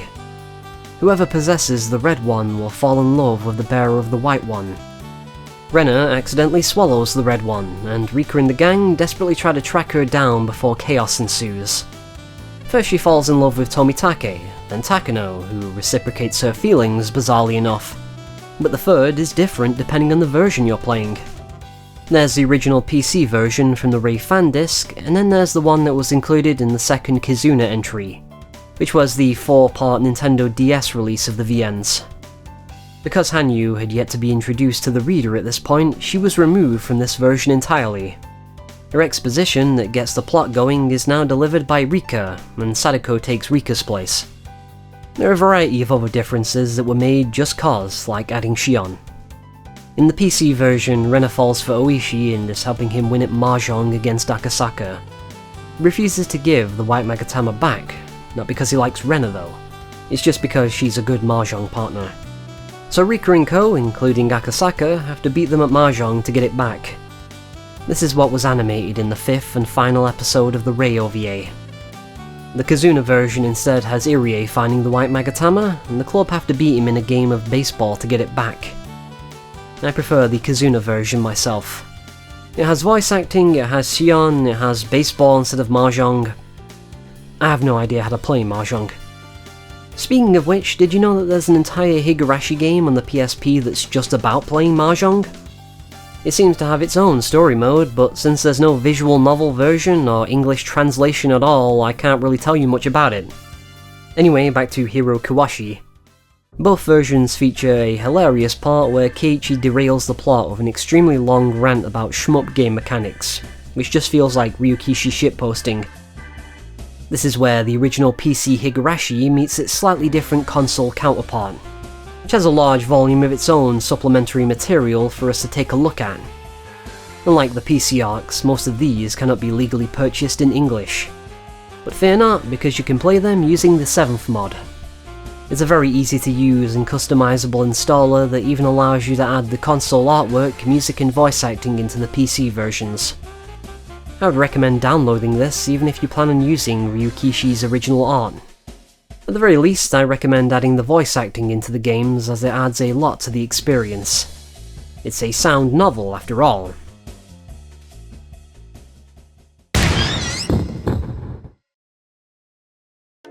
Higurashi Matsuri is the PS2 port/remake of the sound novels. It also overhauls the entire presentation of the story by allowing the player to make choices that can alter its course. It uses a flowchart system like most other visual novels of its day, but unlike Higurashi on PC where you went through them in order. The game starts with a common route that will lead you to a different question arc starring Keiichi. This can create a weird Frankenstein mix of scenes from other routes before the player is finally locked into any one story. For example, you can run into Shion before Onikakushi even gets going.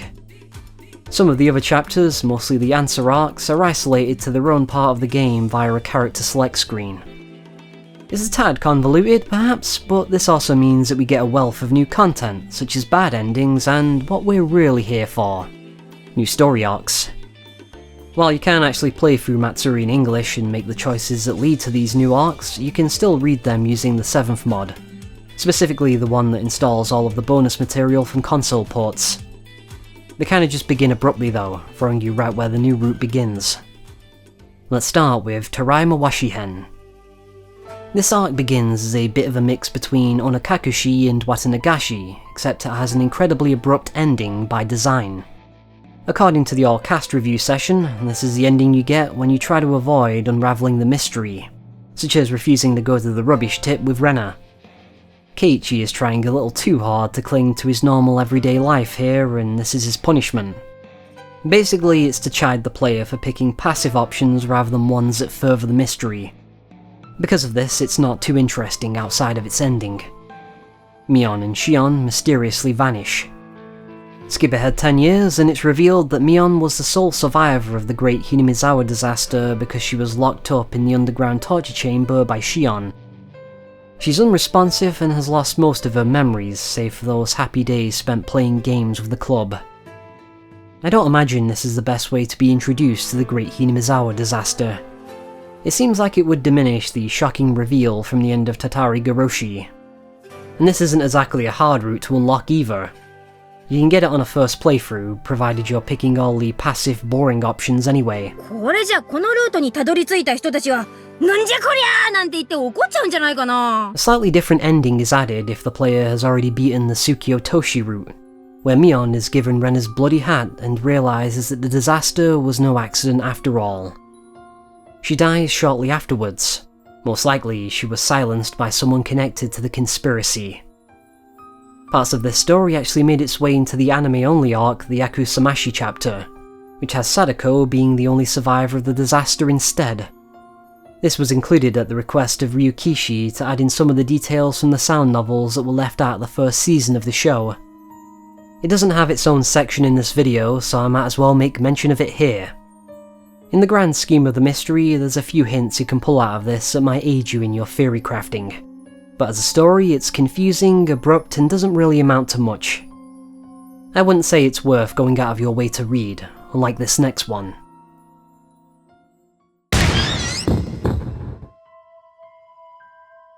It was said by Ryukishi 7 that if you're able to learn the rules of Higurashi, then you too can compose new arcs that perfectly follow its causality. Tsukio Toshi is a good representation of this. It borrows elements from all over the place, but still feels grounded within the setting and its rules. It's an alternate take on Tatarigoroshi, with Teppei Hojo returning to the village and Sadako refusing to accept help, leaving them with limited options on how to resolve the situation. Both thematically and in terms of continuity, it feels like a bridge between Meakashi and Tsumihoroboshi. We have the presence of Shion acting as a guardian for Sadako, but she's still distrustful of the Sonozakis and is quick to suggest murder as a solution, just as she did back in Minagoroshi. Similarly, Rena seems to have been driven insane by Rina's badger game just like in Tsumihoroboshi, giving her even more of a reason to want to see Teppei Hojo dead. Keiichi isn't able to come up with a peaceful alternative, so the three of them swear an oath to commit the murder together. It's like a darkened version of the story's usual message. Instead of coming together to support each other, they resolve to commit the unthinkable.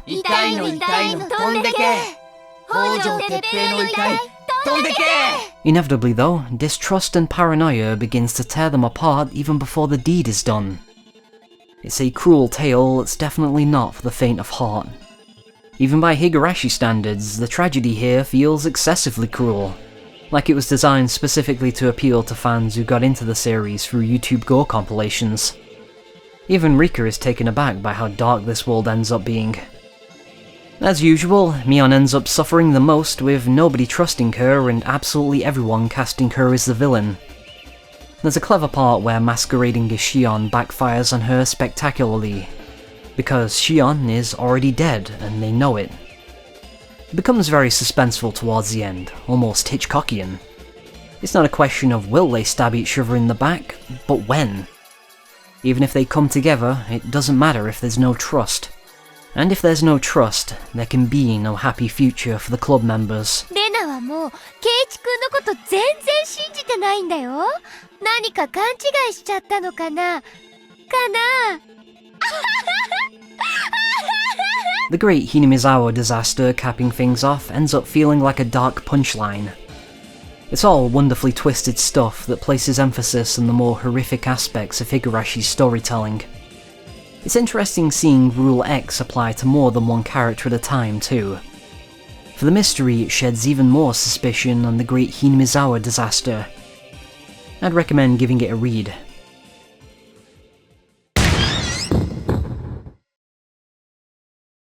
Time for us to delve into what is referred to as the Advanced Story Arc sequence, which is made up of 4 chapters that were included in all 4 volumes of the Kizuna games on the DS.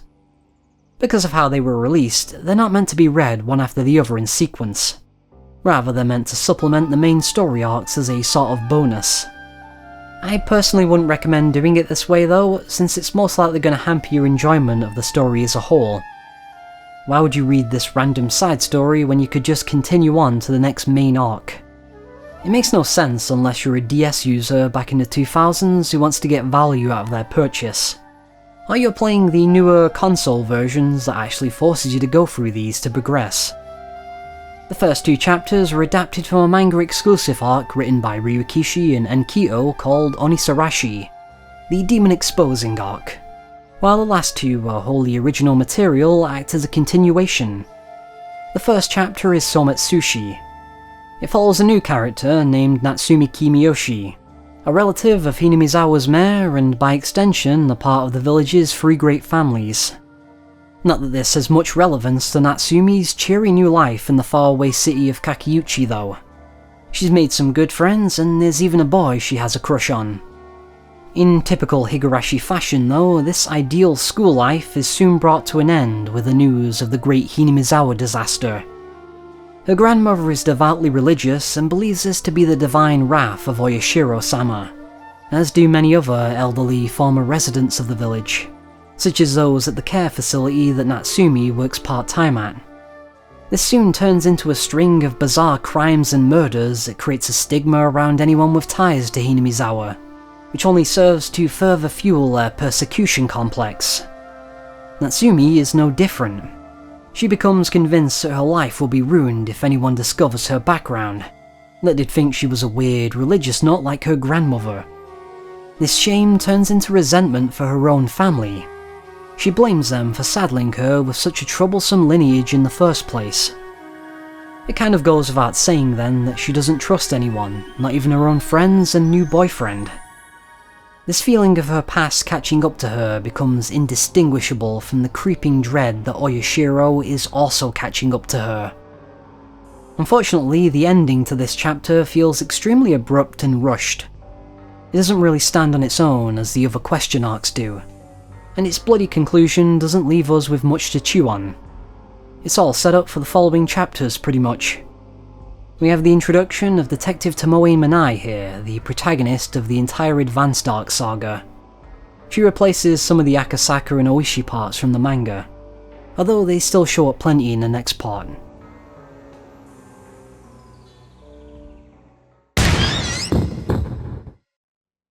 Kageboshi is considered the answer arc to Sumetsushi, and like I said earlier, it loosely covers some of the material from the second volume of the manga it's based on.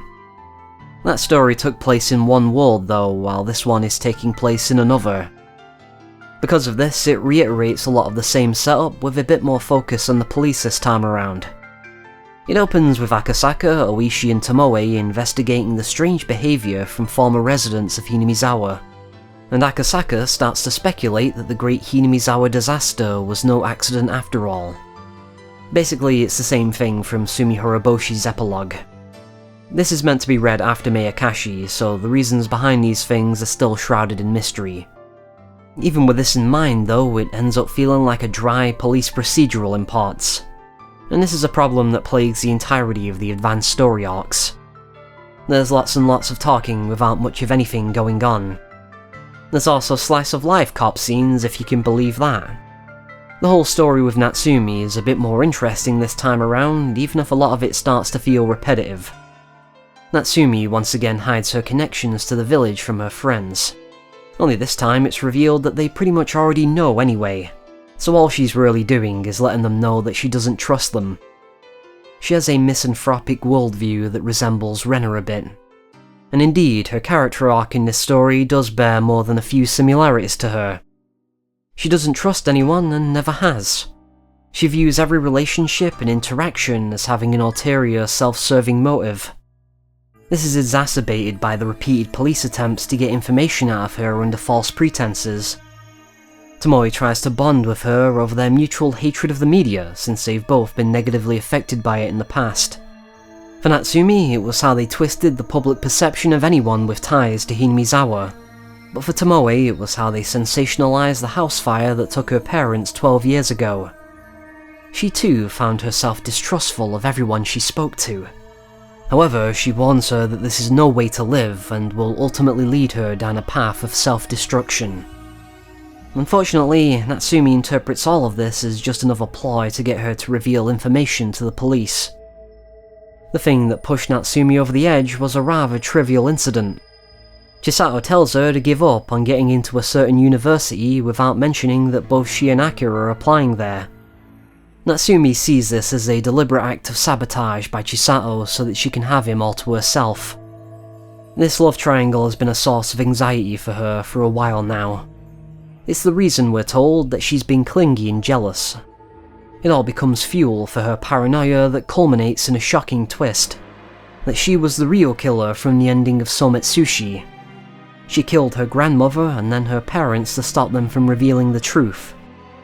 She later tries to take her revenge on Chisato, which leads to probably the best scene in this entire arc. Chisato laughs and tells her that she's whiny, annoying, and is always playing the victim.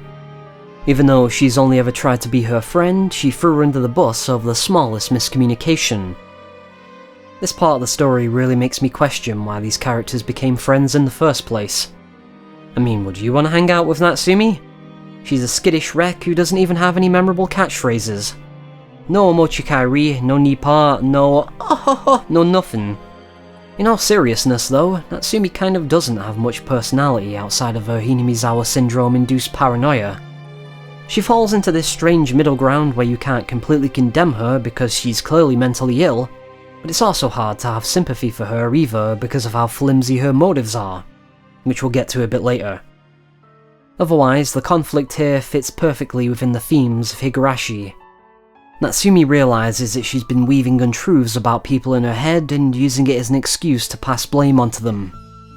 Only by opening up to others and trusting them can she begin to atone for her crimes. It's the Tsumihoroboshi ending before Tsumihoroboshi, if you were reading these on the DS anyway.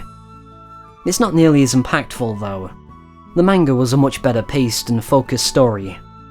The visual novel tries to expand on things a little too much, and it just ends up feeling like unnecessary padding. It does manage to add a bit more depth to its supporting cast, but these characters in general just aren't that compelling. Natsumi's story isn't done yet, but from here the focus would shift more to Tomoe Minai. She discovers that all of the people with ties to Hinamizawa are taking the same unknown medication. In Natsumi's case, it repressed her dark tendencies and channeled them into an alternate split personality. Tomoe is stabbed and killed while investigating this, with her last message pointing towards the Cabinet Intelligence and Research Office, CIRO. In other words, government officials felt she was uncovering something that they didn't want to be uncovered.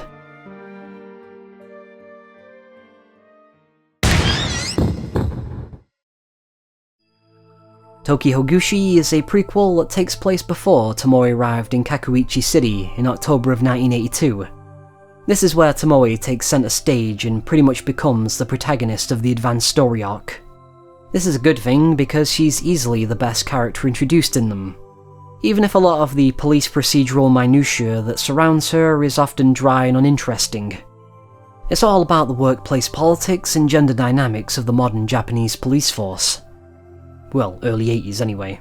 It leans heavily into that shakai-ha realism that more often than not puts me to sleep. Regardless, Tomoe herself is a compelling enough protagonist. Her parents were killed in a house fire that she and her younger sister just barely managed to survive. The suspicious circumstances around this incident has led her and many others within the police to believe that it was no accident. She became obsessed with deciphering the meaning behind her father's final message, and this has fueled her ambition to follow in his footsteps to become a righteous defender of justice.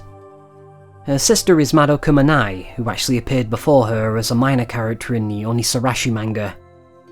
She was scarred by the incident, developing a severe case of pyrophobia, and this forced Tomoe into becoming a strong and reliable older sister, a role that she tries to play for all of the young girls she questions, such as Natsumi.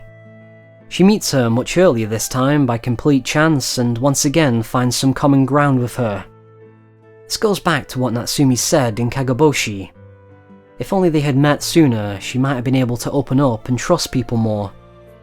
This is a pretty big hint that this is taking place in the ideal world of Matsuribayashi, where the great Hinamizawa disaster never happens. Tomoe investigates the death of Kohei Sawamura, a boy who leapt from the window of his hospital room on the day his girlfriend, Nagisa Ozaki, was meant to visit him. This unfortunate timing leads Tomoe to believe that he may have been pushed by an unknown assailant. She suspects it has something to do with the deranged girl who put him in the hospital to begin with, Reina Ryugu. He was one of the students she beat with a baseball bat at her old school in Ibaraki. According to Nagisa, he had been repeating her crazed ramblings about Orishiro-sama right up until the end. Tomoe swears to her that she'll find the killer, so she travels to Hinamizawa to question Rena. It doesn't go well. The gas cap on her car is smashed in and the gas is siphoned out, almost like someone wanted to stop her from leaving. And then, later on, she's attacked by Rena in a phone booth. Although, this event definitely didn't happen. One of the tips shows a redacted medical report by Irie that hints towards her having Hinamizawa syndrome. This isn't the only delusion Tomoe has of being stalked by Rena either, it's a recurring thing. The reader knows Rena pretty well by this point, and they know that she's definitely not the culprit. Nagisa seems to come to the same conclusion. They were childhood friends. She doesn't understand why she did what she did, but decides to forgive her after considering her situation. Sadly, she's hit by a truck shortly afterwards and dies. Another suspicious death that points towards a cover-up of some kind. Indeed, Tomoe later realizes that it was the nurse Hiranuma who pushed Kohei out the window. She dies before she can be apprehended. Why though? It's revealed in a tip that Tokyo is afraid of what Kohei might have heard from Reno when he was attacked, about Oyashiro and what have you. This entire scenario feels very contrived and ridiculous to me. Of all the assassinations we've seen done by Tokyo or the Mountain Dogs, this one makes the least sense. Kohei and Nagisa were just kids who didn't know much of anything. In Nagisa's case, it may have been because she was involved with Tomoe, who they feared was getting too close to the truth. She's reassigned from the case to a trivial position that stops her from investigating any further. The truth seems to be forever lost, and Tomoe is at rock bottom. But this is where the advanced story arc shows its hand. She's visited by Hanyu, who reveals that Tomoe is an important figure in changing Rika's destiny. She's someone with a strong will who can get the gears of fate moving. This strange encounter gives her the strength to continue on.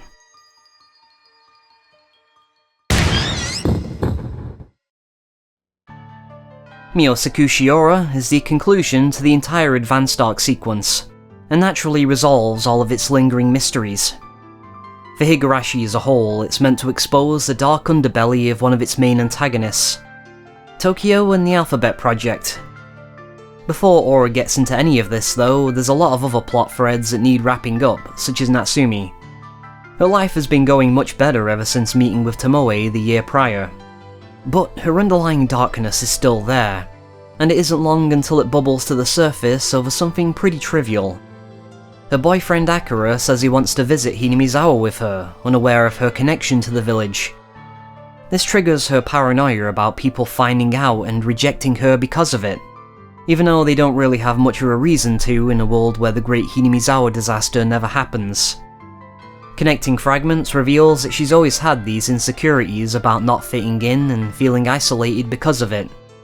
But even so, this feels like a bit of an overreaction. Regardless, that dark personality of hers begins to show itself once more, urging her to commit terrible acts to everyone around her. This is represented as these cheesy internal battles with a shadow-like figure, as if this is suddenly Persona or something. She even attacks Tomoe, and only by remembering her mistakes in the other world is she able to regain control. Tomoe is able to make the same connection she was killed for back in Kageboshi.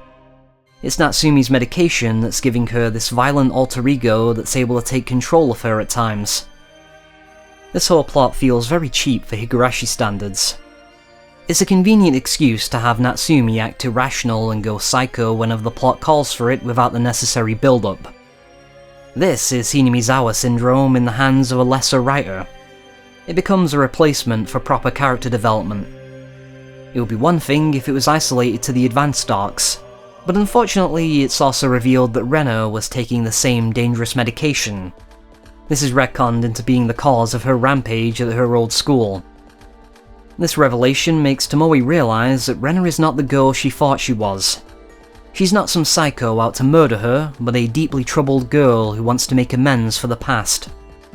This leads to a really emotional scene where she's unknowingly taken to Nagisa's grave. According to Hanada, he had already told her about her death some time ago, and her reaction was one of apathy. This is a deliberate attempt at redirecting suspicion towards her. He was the one who siphoned the gas from Tomoe's car during her visit to Hinamizawa. Tomoe is still bogged down in the public relations department, but she's garnered enough support from her peers to mount a secret investigation. Chief Yamaoki recognizes her conviction and finally decides to clue her in on some key details. The drug is called Plasil, and it was imported into Japan by a foreign pharmaceutical company called Lowell Inc. 13 years ago. It was originally meant for military application, with its use as a treatment for mental illness being just a pretense for human experimentation. Its discovery became a massive scandal that brought to light corruption at the highest levels of government. Big pharmaceutical companies were in bed with doctors to shorten trial periods and improve the credibility of their data. That kind of stuff. No, don't give Ren as a doll! But this was intentionally engineered by Akihiko Chiba to bring down a rival political faction. He's later approached by Nomura following the death of Koizumi to revive Placil using research on Hinamizawa syndrome. Nomura is the woman who put Takano up to evoking Emergency Manual 34 and taking the fall for it.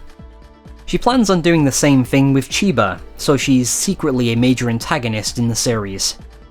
She's a Faustian figure who seduces people with promises of power. She's the incarnation of Higurashi's recurring theme of shifting blame, as she herself is never held accountable for any of her crimes. At any rate, Tomoe's father may have been close to discovering the mastermind behind Placil, and this is why he was silenced. Sakada comes to Tomoe and warns her the same thing will happen to her if she keeps up her investigation. He was sent by Chiba to eliminate her if the need arises, but he's only doing a villain monologue to test her resolve. Unfortunately, the traitorous Hanada is hiding in the back seat and decides to do away with the both of them, but not before giving his own villain monologue. He turns into a very cartoonish villain here in what is otherwise a very grounded political thriller. 正直、答える義務はありません。と言いたいところだが、メイドの土産だ。 In true Bond villain fashion, he completely fails to kill either of them and doesn't stick around to find out. Thanks to her father's final message, Tomoe is able to figure out which airport Chiba has been receiving shipments of Placil from. Even with this though, there isn't much Tomoe is able to do through legal channels to put a stop to Chiba, and her time is quickly running out. Once the elections get going, it'll be impossible to prosecute him, which is apparently a real thing in Japanese law. In the climax of the story, Tomoe is ready to go it alone to arrest the perps, until it's revealed that everyone in the police force is on her side and willing to help. It's a very satisfying payoff that brings to mind the best moments of Matsuribayashi. The entire advanced story saga is the themes of Higurashi applied to a more adult setting. Tomoe could be seen as the Keiichi of this story. She's the young idealist who represents the winds of change that blows away old, deep-seated ideas and corruption. However, she also shares some parallels to Takano, something that doesn't go unnoticed by Takano herself. She injected her with Hinamizawa syndrome specifically because she saw her as someone with a strong will that could rival her own. Tomoe never succumbed to its effects though, possibly because of her unwavering belief in the judicial system. It's understandable why Nomura is not the main antagonist of this story. If she were made to atone for her crimes, she would become an actual character instead of a symbol of something bigger. Even so, she is one of the only hanging plot threads from the main story, so it's disappointing that it isn't wrapped up. Now technically, she is dealt with in Minagoroshi, but by way of a throwaway line from Akasaka that was later removed in Emote. So is the advanced arc worth reading? I wouldn't really say so. Minagoroshi Aura is the best of the 4 chapters, but even this one is overstuffed and meandering. The fact that the most recent console port forces you to play through these is a huge disservice to Higurashi as a whole. It weakens the story's pacing massively, and the only things they resolve are the mysteries introduced in them.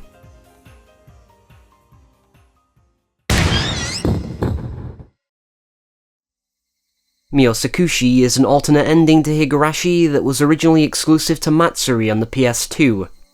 Matsuri didn't have Matsuribayashi, ironically, so this was the only ending in that version. This was done to give fans of the PC version some reason to pick up its console counterpart. However, later console releases have these 2 endings sitting alongside each other. The version here though is very different and is referred to as Minagoroshi Emote to contrast it with Aura. I'll be discussing those differences a bit later, but for now let's take a look at the original PS2 version, which is the preferred version by many, including myself. This time around, Rika actually remembers being killed by Takano at the end of Minagoroshi. Originally, only Hanyu was able to remember, but Hanyu isn't around anymore. She mysteriously vanishes, leaving Rika to put a stop to Takano on her own. Or rather, with the help of her friends, who are much more prominent in this ending. Instead of a lengthy backstory for Mio Takano, we jump straight into comfy, light-hearted antics. Mion announces that she's ceding her position as class rep to Keiichi to focus on her entrance exams. There's a sense of change in the air. A sense that these characters are finally moving forward to the future. This isn't an ending, it's only a beginning. But Rika is still at a crossroads, unsure of how to proceed. She decides to reveal everything to Keiichi, about how she's stuck in a time loop, how everyone always dies, and how she's been keeping a whole other personality from them. Naturally, he's incredibly confused and doesn't know how to process most of it. But he understands the most important part, that she's a friend in distress who needs his help. Later on, it's revealed that because Rika forgave him in a previous world, he was able to atone for his crimes in this one. That crime being how he hurt a girl with a BB gun, an event that would convince his family to move to the village. She believed in him then, so he asks if she believes in him now. The characters atoning for their previous mistakes is not something that happens in Matsuribayashi. It can be assumed to have happened at some point, maybe sometime after the ending, but we don't see it. Miyosakushi, on the other hand, is dedicated mostly to addressing this. These are problems that have individually been dealt with in the previous worlds, but to create an ideal future here, they must overcome them all. This is something they must do before they even begin putting a stop to Takano's plans. Rika believes that they must bring about a scenario similar to Minagoroshi, where Keiichi is accepted by the villagers and a discrimination against Sadako ends. This means, however, that they must ensure the death of Rina Mamiya and the return of Teppei Hojo. If they create a world where neither of these things occur, then a different tragedy will happen, such as those seen in Watanagashi and Meakashi. This is something that Keiichi cannot go along with for reasons that should be obvious. Tragedy cannot be overcome with more tragedy. We see this play out in the bad endings if you do decide to go along with Rika's plans. If they're going to solve this problem, they must do it peacefully just as they did before. Keiichi and Rika go from person to person tackling these things one at a time, mostly through talking to them. To prevent Rina's death, they foil her robbery attempt on the Sonozakis.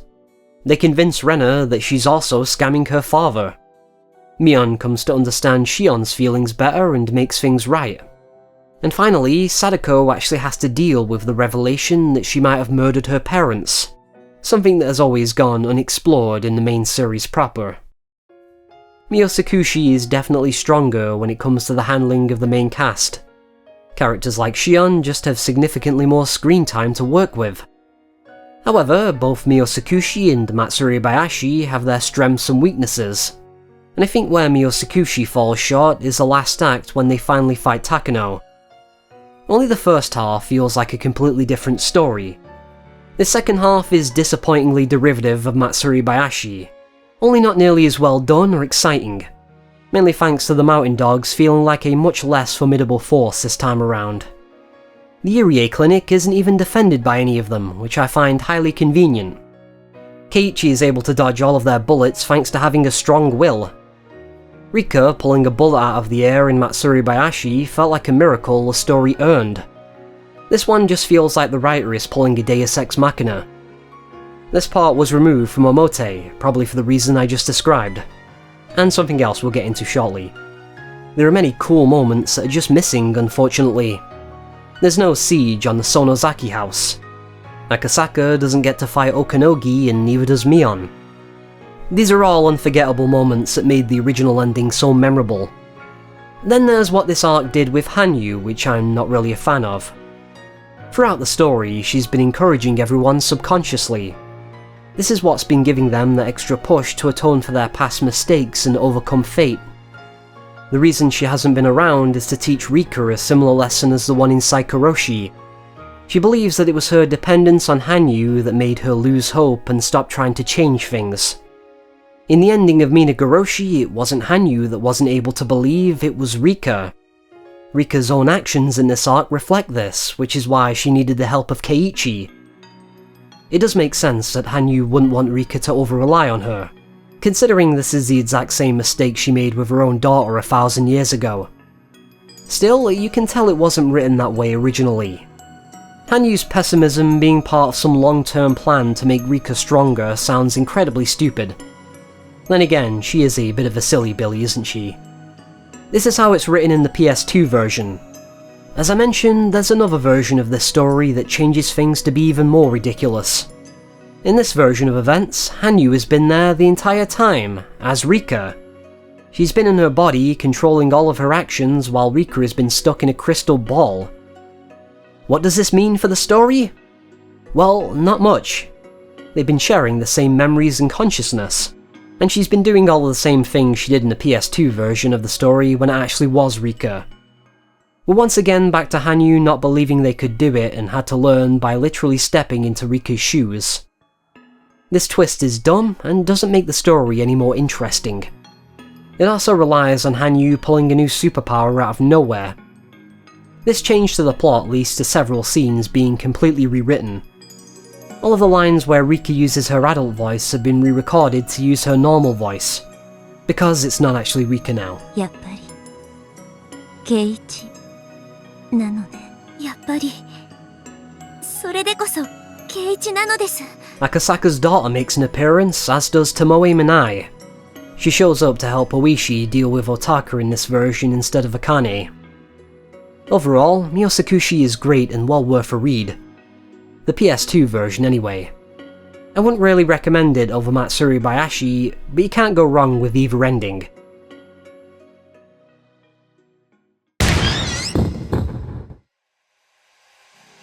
Kotohogushi was originally a short story included in the Matsuri official guidebook that later got a visual novel adaptation. It's a prequel that explores Hanyu's past that was only lightly touched on in the main story. Moreover, it goes into what Hanyu is exactly, something that was left up to the reader's interpretation for the most part. I want to preface this by saying that Ryukishi did not write this. It was written by Kano Kichi, who also wrote Miyosakushi. We can at least be sure that this is Hanyu's canonical backstory in that particular version of events anyway. Whether this can be applied to Ryukishi's original material, I'm not sure. Maybe, maybe not. In any case, it's better to think of it as merely another possibility that you may take or leave. A fairy tale, or another telling of a myth. You might have been under the impression that Hanyu's presence was supernatural in nature, but Kotohogushi begins with a long lore dump that explains how she's actually an alien. She's a Ryun, an alternate possible evolution of humanity from another dimension that travelled to our world seeking refuge. Lockjaws from Planet 10 by way of the 8th dimension. The technology that transported them there had some kind of malfunction, so many of the Ryun were sent without physical bodies and were trapped in an astral form. In this form though, they could attach themselves to human babies and assimilate them. These babies wouldn't carry any of the Ryun's memories, but would have their original personality, allowing them to essentially reincarnate themselves into Ryun human half-breeds known as Griffiths. Some Griffiths turned into superhuman monsters though, and went on violent rampages where they pillaged entire villages. These are the demons of legend that we hear about in the main arcs. Since the Griffiths conflict with the Ryun's creed of not interfering with the development of the worlds they migrate to, the Ryun who did have their original bodies set about destroying them to maintain the peace. This is the duty of High Ryun Yesmule Jeddah, who we would later come to know as Hanyu. She's aided by an artificial intelligence called Ryun Ok that resides in Onikakushi Swamp. This would all form the basis of the legend of Oyashiro rising from the swamp to save Onikakushi from demons. Yeah, it's a lot to take in, and this lore dump front-loads the story. I wouldn't blame anyone for abandoning this after half an hour and declaring it all fanfiction. Hanyu's backstory, or something out of Phantasy Star, you decide. If you stick with it though, it does eventually become something more palatable. Actually, I'd say around 90% of this arc is really good character stuff that's worth reading. You've just got to get past that dense opening. It all acts as a foundation that introduces us to this wholly unfamiliar version of Hanyu, a loner with a perpetual scowl who seemingly only exists to hunt her own kind. And even this purpose is taken from her when the days of hunting Griffiths come to an end. She protects humanity and is even revered as a saviour by many, but she knows that she will never truly be accepted by them. She'll always have the horns of a demon, after all.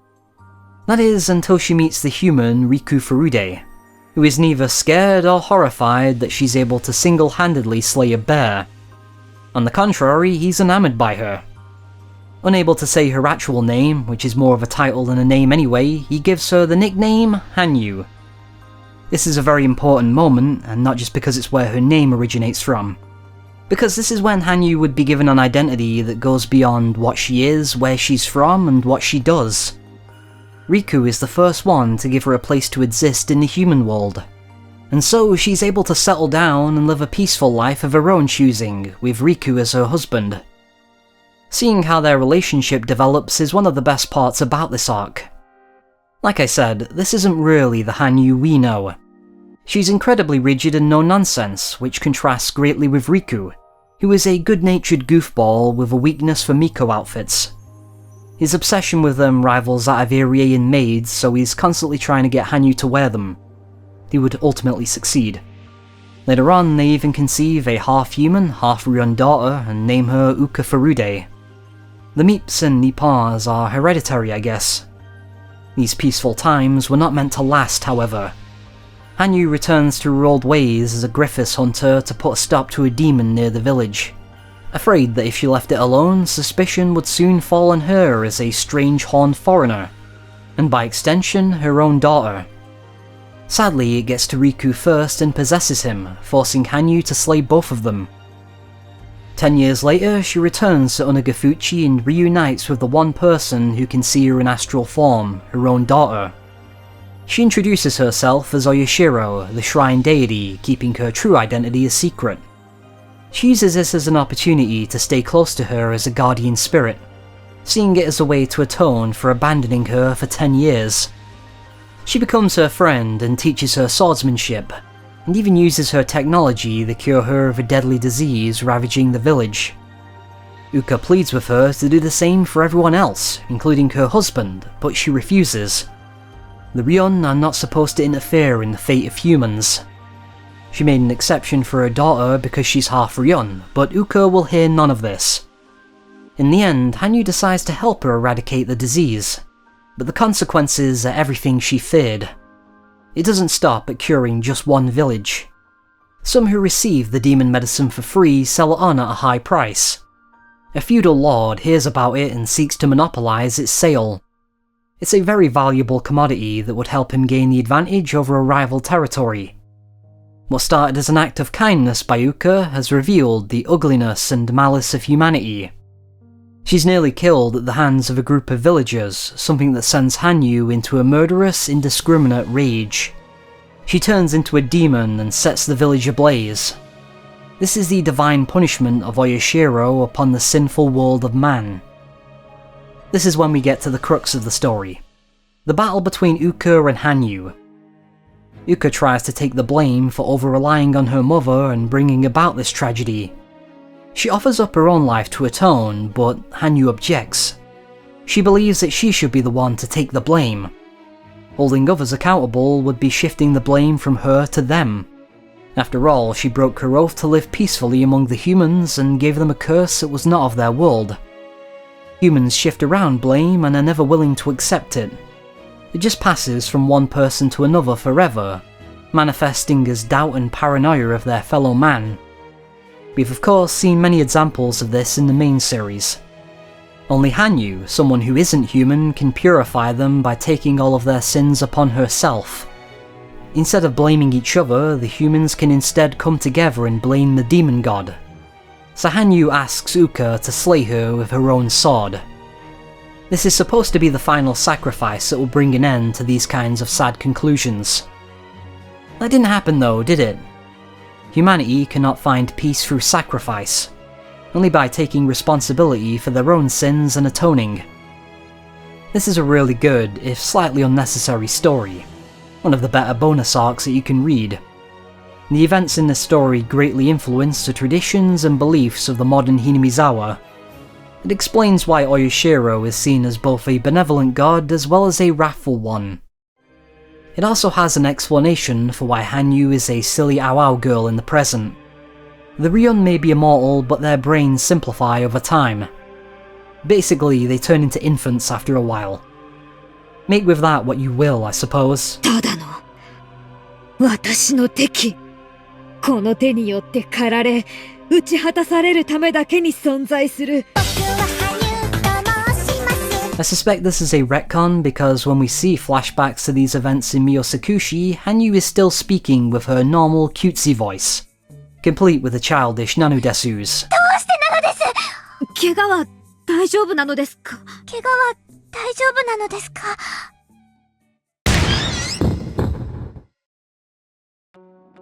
Outbreak was originally a short story by Ryukishi that appeared in a booklet that was included with the soundtrack to Higurashi Daybreak. It doesn't seem to fit anywhere within the continuity of the series and is pretty much just a what-if scenario that plays around with some of its concepts. The village is locked down by the government following the discovery of a virus infecting all of its residents. Yet again, the club members' carefree lives have been abruptly cut short. With limited information available, they can only speculate on what's really going on outside of the quarantine zone. Meanwhile, the villagers become increasingly paranoid that this is the result of Oyashiro's curse, and that they must do something to appease him before it's too late. You never actually see how any of this develops though. It's all told to us through Mion. Once again, Hinamizawa syndrome is used as a cheap plot device to send people crazy. Within just 1 week, the villagers are so far gone they're willing to offer up children as human sacrifices. It all gets a bit unbelievable and ridiculous, but this isn't even half of it. Keiichi and Rena launch a rescue mission to save Sadako before she's drowned in Onikakushi swamp, and somehow they're successful. They manage to take out armed villagers with nothing more than their iconic weapons, a baseball bat and a hatchet. Leon S. Kennedy couldn't do a better job. In the visual novel adaptation, none of this is shown to you at all. It just happens in a montage sequence, and then Sadako and Rika are safe and sound. The anime adaptation, on the other hand, actually does show us all of the action and doesn't skip over the last act of the story. There's also a scene with Irie shooting himself while Rika watches on with an indifferent expression, which is pretty funny. Believe it or not, the anime version of this story is far superior, and I would definitely recommend it over the visual novel. It actually feels like something as opposed to nothing, if that makes any sense. It's still not a good story though, everything about it just feels off. The characters suddenly turn into badasses who are able to kill without remorse. This kind of ending would be tragic in the main story, but here it's treated as a triumphant victory. There's no reflection, there's no musings on sin and atonement. The villagers may well have been random enemies in a video game for all it mattered. Outbreak feels like the opening to a much larger story, and indeed there was a continuation included alongside it in the 2014 PC compilation Higurashi Ho.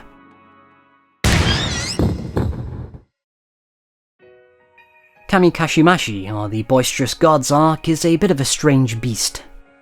You can kind of tell it was written way after Outbreak, because there is simply no way that this was the intended conclusion to this story, if there was ever any conclusion conceived in the first place. I mean, it was just a short story included in the soundtrack, I doubt it was ever taken that seriously. The fact that there's multiple adaptations and a sequel suggests they were getting a bit desperate for new material. It continues from where Outbreak left off, with the club members escaping from Hinamizawa. They make it to Okonomiya, only to find that chaos has also spread there. There's roaming gangs of crazy people stopping them from reaching the only safe haven in the town, the Sonozaki office. They meet a quiet, unassuming girl named Un who seems to be unaffected by the virus. Meanwhile, Rika and Hanyu are off on their own little adventure. They find Tomitake locked in the clinic, and he tells them that Takano plans to spread Hinamizawa syndrome all over the world. After that, we get an explanation of what exactly is going on here with the introduction of Tomorihime no Makoto. This is the moment where the story goes off the rails and becomes absolutely bonkers, by the way. The lore from Koto Hogushi seems relatively tame compared to what I'm about to describe.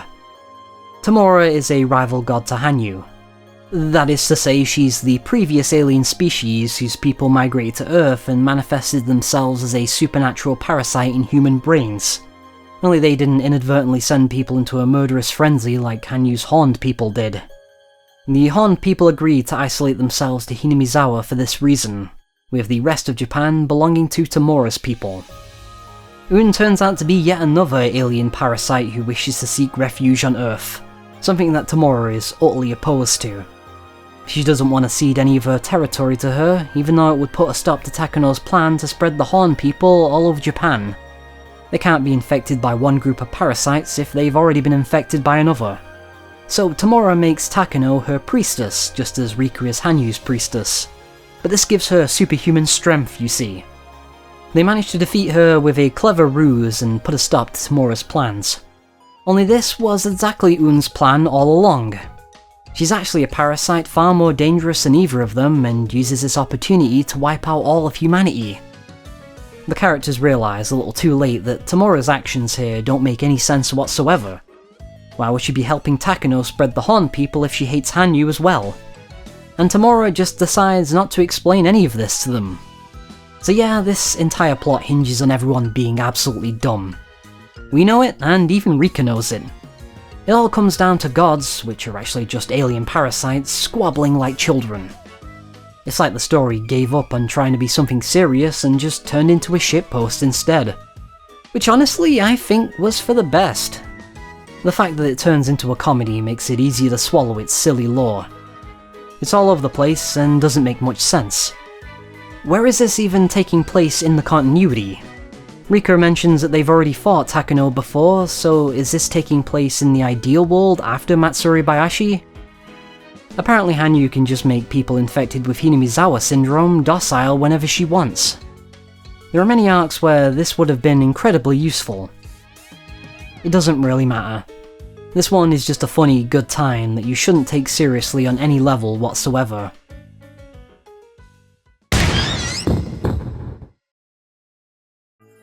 Yoigoshi was originally a 2-volume manga written by Ryukishi. It's one of the few bonus arcs that I heard about way back when, and it intrigued me as much as it confused. Looking at it again with fresh eyes, I can definitely see why this was the case. It's odd, experimental, and doesn't really fit with the rest of the arcs. That's not to say it's bad or anything. It's a sequel to the console-exclusive bad ending of Tsumihoroboshi, where Rena succeeds in blowing up the school. The village is closed off after the Great Hinamizawa disaster, and we jump over 20 years into the future to the present day. Well, present day back when this was written in 2006. A time period we don't get to see that often in these stories. The village has since fallen into urban legend as a ghost town haunted by those who died in the disaster, making it the perfect sightseeing location for thrill seekers and those into the occult.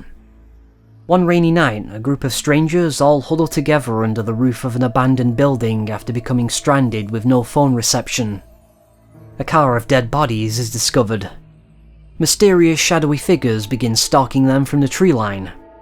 One of the people among them claims to be Mion Sonozaki, a girl who died over 20 years ago when the school exploded. It has all the makings of a classic ghost story, but in actuality it's a few different genres all thrown into a blender. This is Ryukishi paying homage to the Chunsoft sound novels that inspired him. The manga version definitely benefited from its moody, high-contrast black and white artwork. The VN, in comparison, is much more fleshed out and better paced with some cool additions to the story. For example, the protagonist Arakawa is the son of the occult reporter who interviewed a crazed Keiichi back in the ending of Tatarigoroshi. He correctly predicted that he would drown, and this is something that has haunted Arakawa for his entire life. It inspired him to become an occult writer, which is why he's here in the first place. This backstory was not present in the manga. There's also the addition of an adult version of Miyuki, Akasaka's daughter, who wasn't in the manga version of this arc at all. Yoigoshi deals with some themes that we're well acquainted with by this point, such as the idea of the sympathetic killer. This was done with the character Yai, who travelled to Hinamizawa specifically to murder her abusive boyfriend. Murder is still murder regardless of the motive, of course. That's always been the underlying message that Ryukishi wants us to take away. But even so, Miyuki's rant here feels incredibly victim-blamey. Between this and friend-zoning Arakawa towards the end, she does nothing to endear herself to the reader. Even the guy she murdered isn't this mean about it. Oh yeah, people can talk from beyond the grave in this story. There's really no alternate interpretation to this one. Ghosts do indeed exist in Higurashi and you can speak to them. Moreover, the woman who has been walking around calling herself Mion is actually Shion, possessed by the deceased Mion. She led her to Hinamizawa so that she could find a bell that would prove her to be the rightful successor to the Sonozaki family, The last act of this story is a lot of Yakuza action, surprisingly enough. And if the part about Mion possessing Shion wasn't already jumping the shark for you, she's able to cut bullets in half with a katana too. This whole story is a bit silly, but it still manages to hit the right emotional beats. Atobe is initially a huge coward, but grows a spine after being inspired by this older version of Mion. Their whole dynamic is probably my favourite part of this arc. Yoigoshi is thematically consistent with the rest of Higurashi at the very least, even if it's not logically consistent. It feels more like an interesting what-if story rather than a serious part of the canon.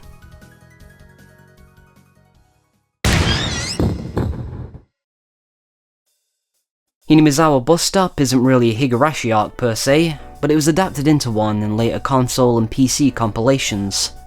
It's the prototype version of Higurashi that was originally written by Ryukishi as a stage play, so the entire story takes place at the titular bus stop.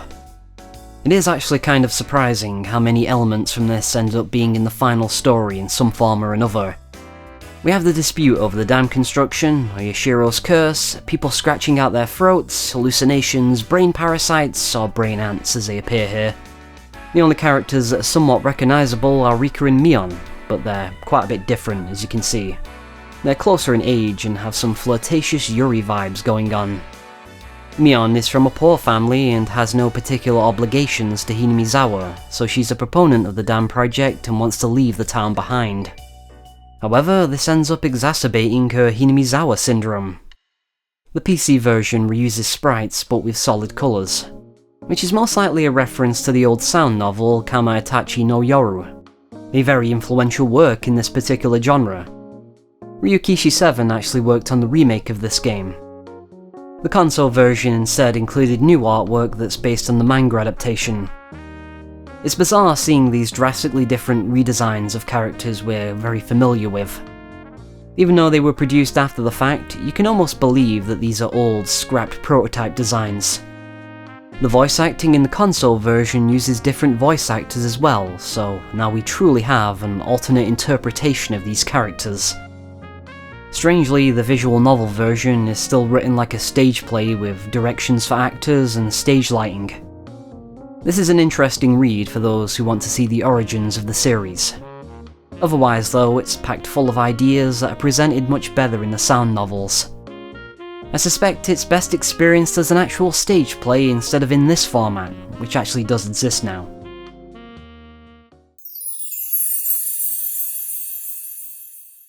This is a funny, slice-of-life arc that doesn't fit into the main story, as the characters break the fourth wall to tell us at the beginning. It's about Keiichi wearing a pair of magical underwear that will turn him into a chick magnet after 3 hours. Or so he thinks. It actually makes you fall in love with the person whose name is written in it, which happens to be Keiichi himself. The girls try to save him before he turns into a narcissist forever obsessed with his own reflection. The Soul Brothers come to his rescue, and there's even a brief, nonsensical appearance of Okanogi in the Mountain Dogs. Like some of the other bonus arcs, it has a bit of a strange release history, as it was not originally a visual novel. It was from a booklet that was included in the limited edition of Matsuri on PS2. In this form, it was pretty much just a short story with illustrations.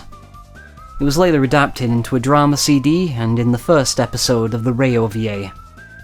The visual novel version came very last as an extra in one of the later console releases.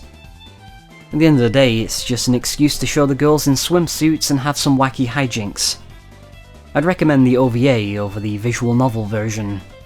These kind of gag-heavy stories tend to work better that way, I find. It's just more visual, and you're not exactly losing any nuance with the shorter length either. Dumb, and definitely skippable. Meakashi was also originally a short story by Ryukishi that was included in a bonus booklet, this time with one of the Higurashi Go Blu-rays. It received a visual novel adaptation in Ho Plus, making it the newest arc and last one to be featured in this video. It's a sequel to Haji Sarashi and is a bit of an inverse of that story. Keiichi has to get some magic swimsuits away from the girls within the hour or the galaxy will explode. This is probably my favourite of the sillier fanservice short stories, since, unlike Higurashi, it's a bit more grounded and down-to-earth with its jokes. Yes, the galaxy may be at stake, but nobody's deflecting grenades with their chest. The mountain dogs aren't just hanging around for the sake of comedy. The gags are mostly based around character interactions. There's a great standoff between the twins in the bathroom that shows just how well these two know each other. Seeing Mion enjoy the attention she gets from guys, but ultimately being foiled by her crush on Keiichi was a very nice touch. Ryukishi 7 really gets these characters and is just having fun with them at this point.